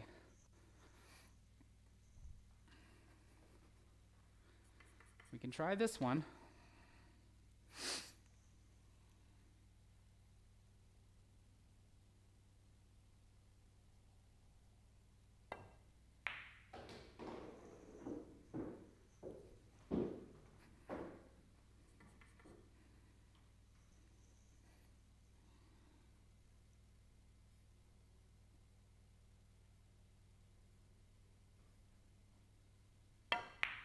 Oh, that was one of the ones I felt like I missed.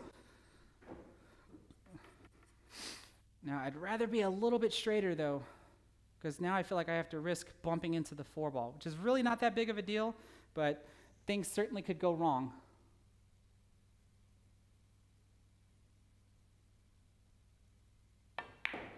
There we go. And then now, because of where I bumped it, I can probably play the 5 and the 6 all in the same corner.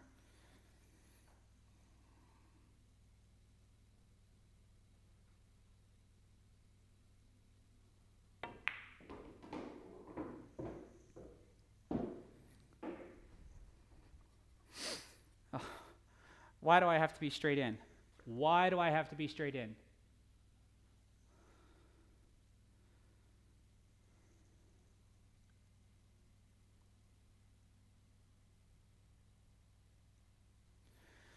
Oh my goodness. If I try to stop the cue ball, that's a little bit of an elevation. Or do I try to cheat the pocket and miss?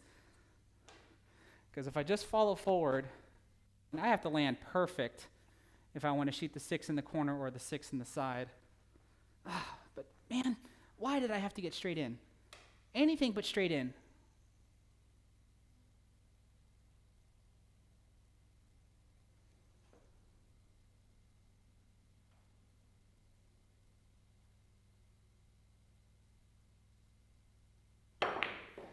Oh! Hope y'all like that little kick.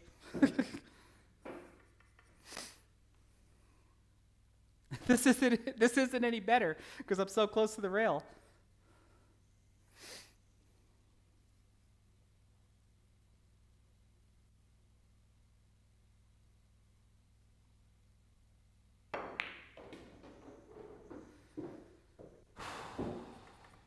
Come on.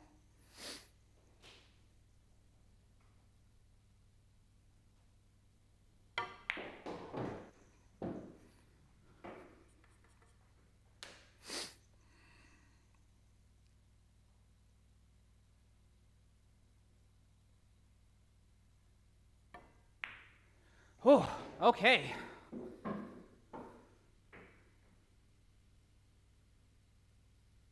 So 2 more racks to go, and I just need 6 balls. Like, I think I could do that. Like, I don't even have to, I don't want to sound cocky or anything, but I think I can get 6 balls in 2 racks.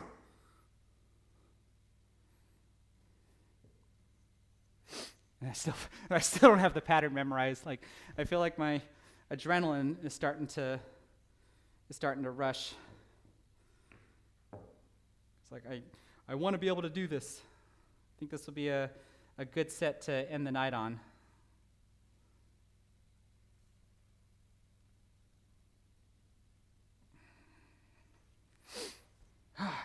Okay. 6 balls and 2 racks, but we're certainly going to try to go for more. Certainly going to try to go for more.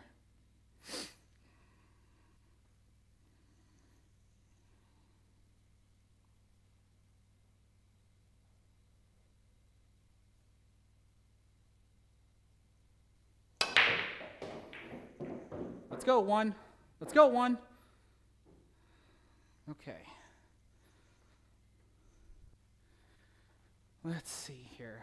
Let's make sure it's worth the risk, because getting to the 3 ball might be tricky. I can get to the 1 to the 2, but getting on the 2 to where I can get to the 3 might be tricky. So is this worth it? Is this worth it? I think so. All right, we have to try to do this with some flair.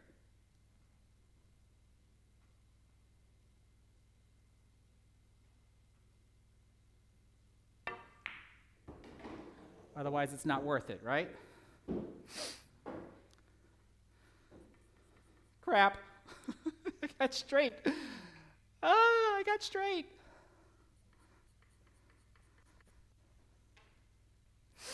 That means I have to come like right here.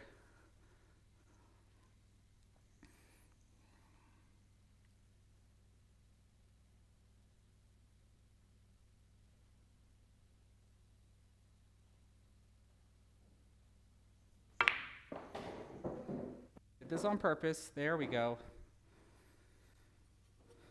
Use that extra rail to kill the momentum and not try to land perfect. Okay, I feel like I have to just roll this one up though. Nothing fancy.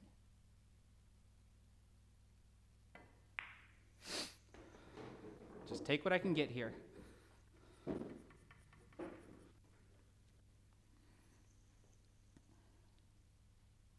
Ooh, I do not like this.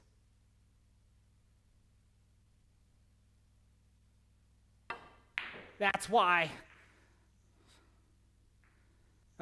Okay. What did I get there? So 3, 4, 5, 4?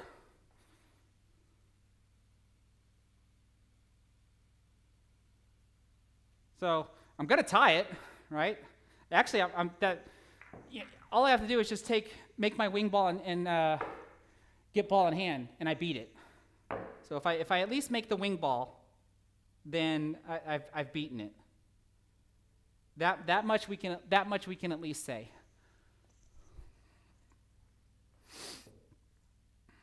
And then please someone verify that I'm keeping the scores straight, because I definitely do want to be right on this one. Not like how I did with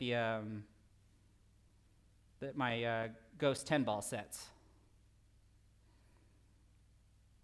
So if I at least make that wing ball, then my record is broken, at the very least, by 1 point.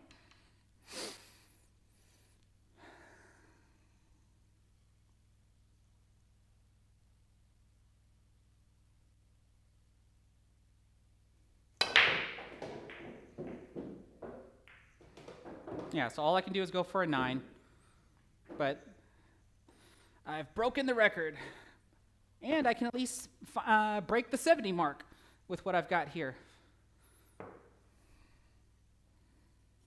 I can at least break the 70 mark with what I've got.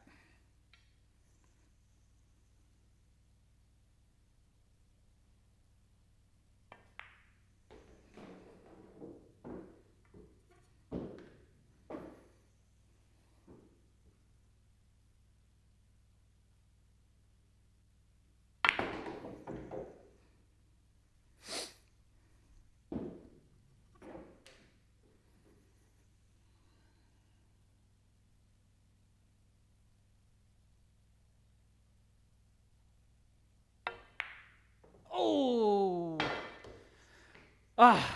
So 3, so I got 3. 70! I broke it. 70! Someone verify that for me, please. Is it 70 in 9 racks? Whew. Oh, man. And let's pop the scoreboard up on this one. So here. And actually, let's take it out of studio mode. There we go. That's what I want.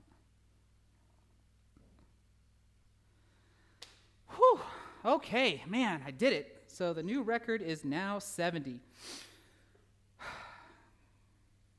So the main reason why I wanted to do this was, Jim, I want you to tell all your players that they now have a second incentive.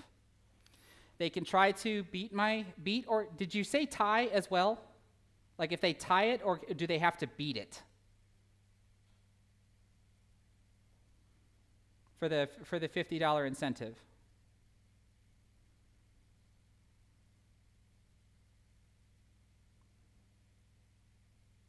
You have to beat it, so they have to get a 69, at least a 69. So let all your players know that if they score a 71 or higher, I will throw in an extra $50. That was the main reason why I wanted to do tonight's stream. So I'm glad that I did it. Like, I would have been sad if I didn't. So I'm gonna give all of your contestants a little bit of an extra incentive. They can try to score a 69 to get the $50 from you, but if they score 71 or higher, they're going to get an additional 50 from me.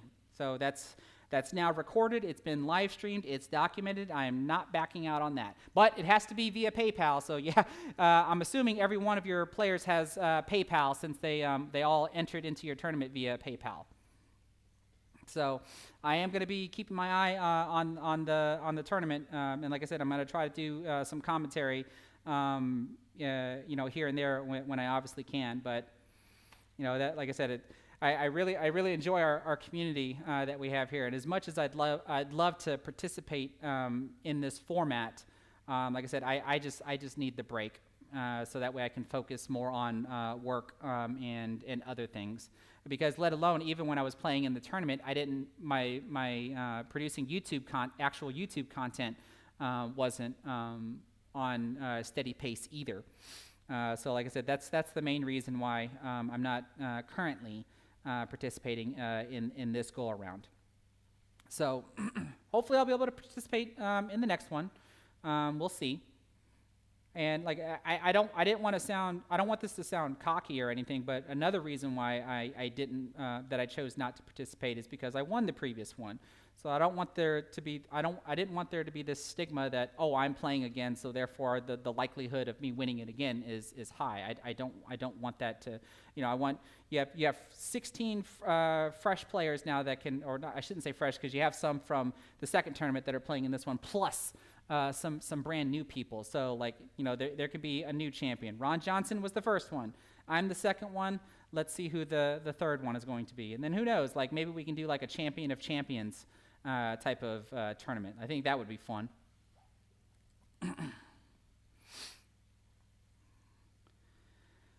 Okay, so does anybody have any last minute questions they might want to ask, or just general conversations or anything before I cut the stream off? That's right, Jim, $100 for a 71, 50 from me and 50 from you.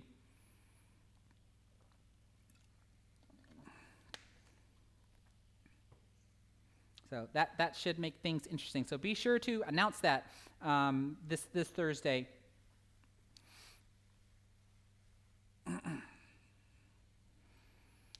So, and for all those that are watching that are in the tournament, you saw the break that I'm to knowingly satisfy the 3-point rule, because the break that I used in the last tournament didn't always satisfy the 3-point rule, but we weren't using it. And out of 9 racks, I would have like 7 or 8 opportunities at 11s. On this format, to satisfy the 3-point rule, I have to hit that rack a little bit harder, and I showed y'all, right? So I'm trying to help y'all as well to be able to actually get this score. The one ball will head towards the other corner pocket if you hit it hard enough and then control the cue ball enough. So if you can get that down, then you should start having opportunities at 11s as well. Because then after that, you got to be able to shoot, right? You can break all you want and get that shot on the one ball, but if you can't run out, then it's not even relevant. It's not even relevant. So don't just practice breaking. You got to make sure that you can keep your runouts up as well.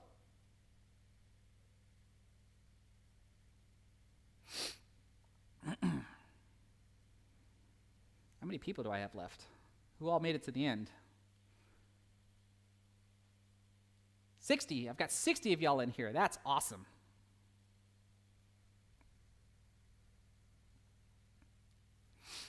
So yeah, I think that's pretty much where I'm going to end the stream. I actually went a lot longer than I thought I did because I really, really wanted to beat my own high score just so I can do that announcement. Like I said, it would have sucked if I didn't break my own record and then not be able to do that announcement. I really wanted to be able to do that.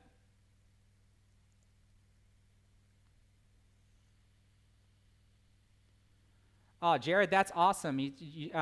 First of all, you're welcome for the tips that I gave you on the break shots. You went from deflecting the cue ball off the one to now making at least 2 on the break. So that's outstanding, man. That's what I'm here for.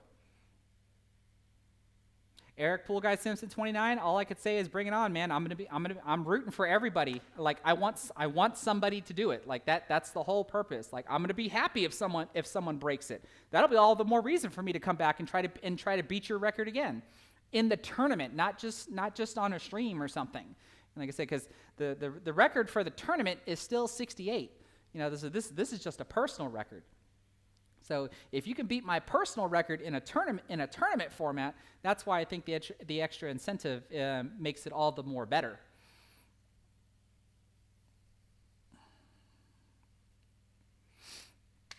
But yeah, so I think this is pretty much where I'm going to cut it. I'm pretty much averaging like 3-hour streams now, almost, and don't want to necessarily hit that 4-hour mark. So for all that have been here with me tonight, thank you so much for joining me. I hope that obviously that with the way that I'm trying to play here under a new format, that I've still was able to teach y'all some stuff. Because if you go back and watch the second tournament, you can see that other break that I'm talking about that sometimes satisfies the 3-point rule. Doesn't always satisfy it, but it gives you a lot of opportunities to be able to score 11s if you use that break. Now that you have to make sure that you satisfy the 3-point rule, then this new break that I'm showing y'all here, which means I'm just adding more power because I know the track of where the 1 ball is going to go. I'm trying to set it up for a different corner pocket, and if I can get that cue ball to squat near the center of the table like y'all saw during this last set, then I have opportunities at shooting at 11s again. So take all that into heart, and so for those that are in the tournament, if you're in the chat, good luck to you, and I look forward to seeing you guys play, and I look forward to commentating on your play. Until the next live stream, take care, everybody.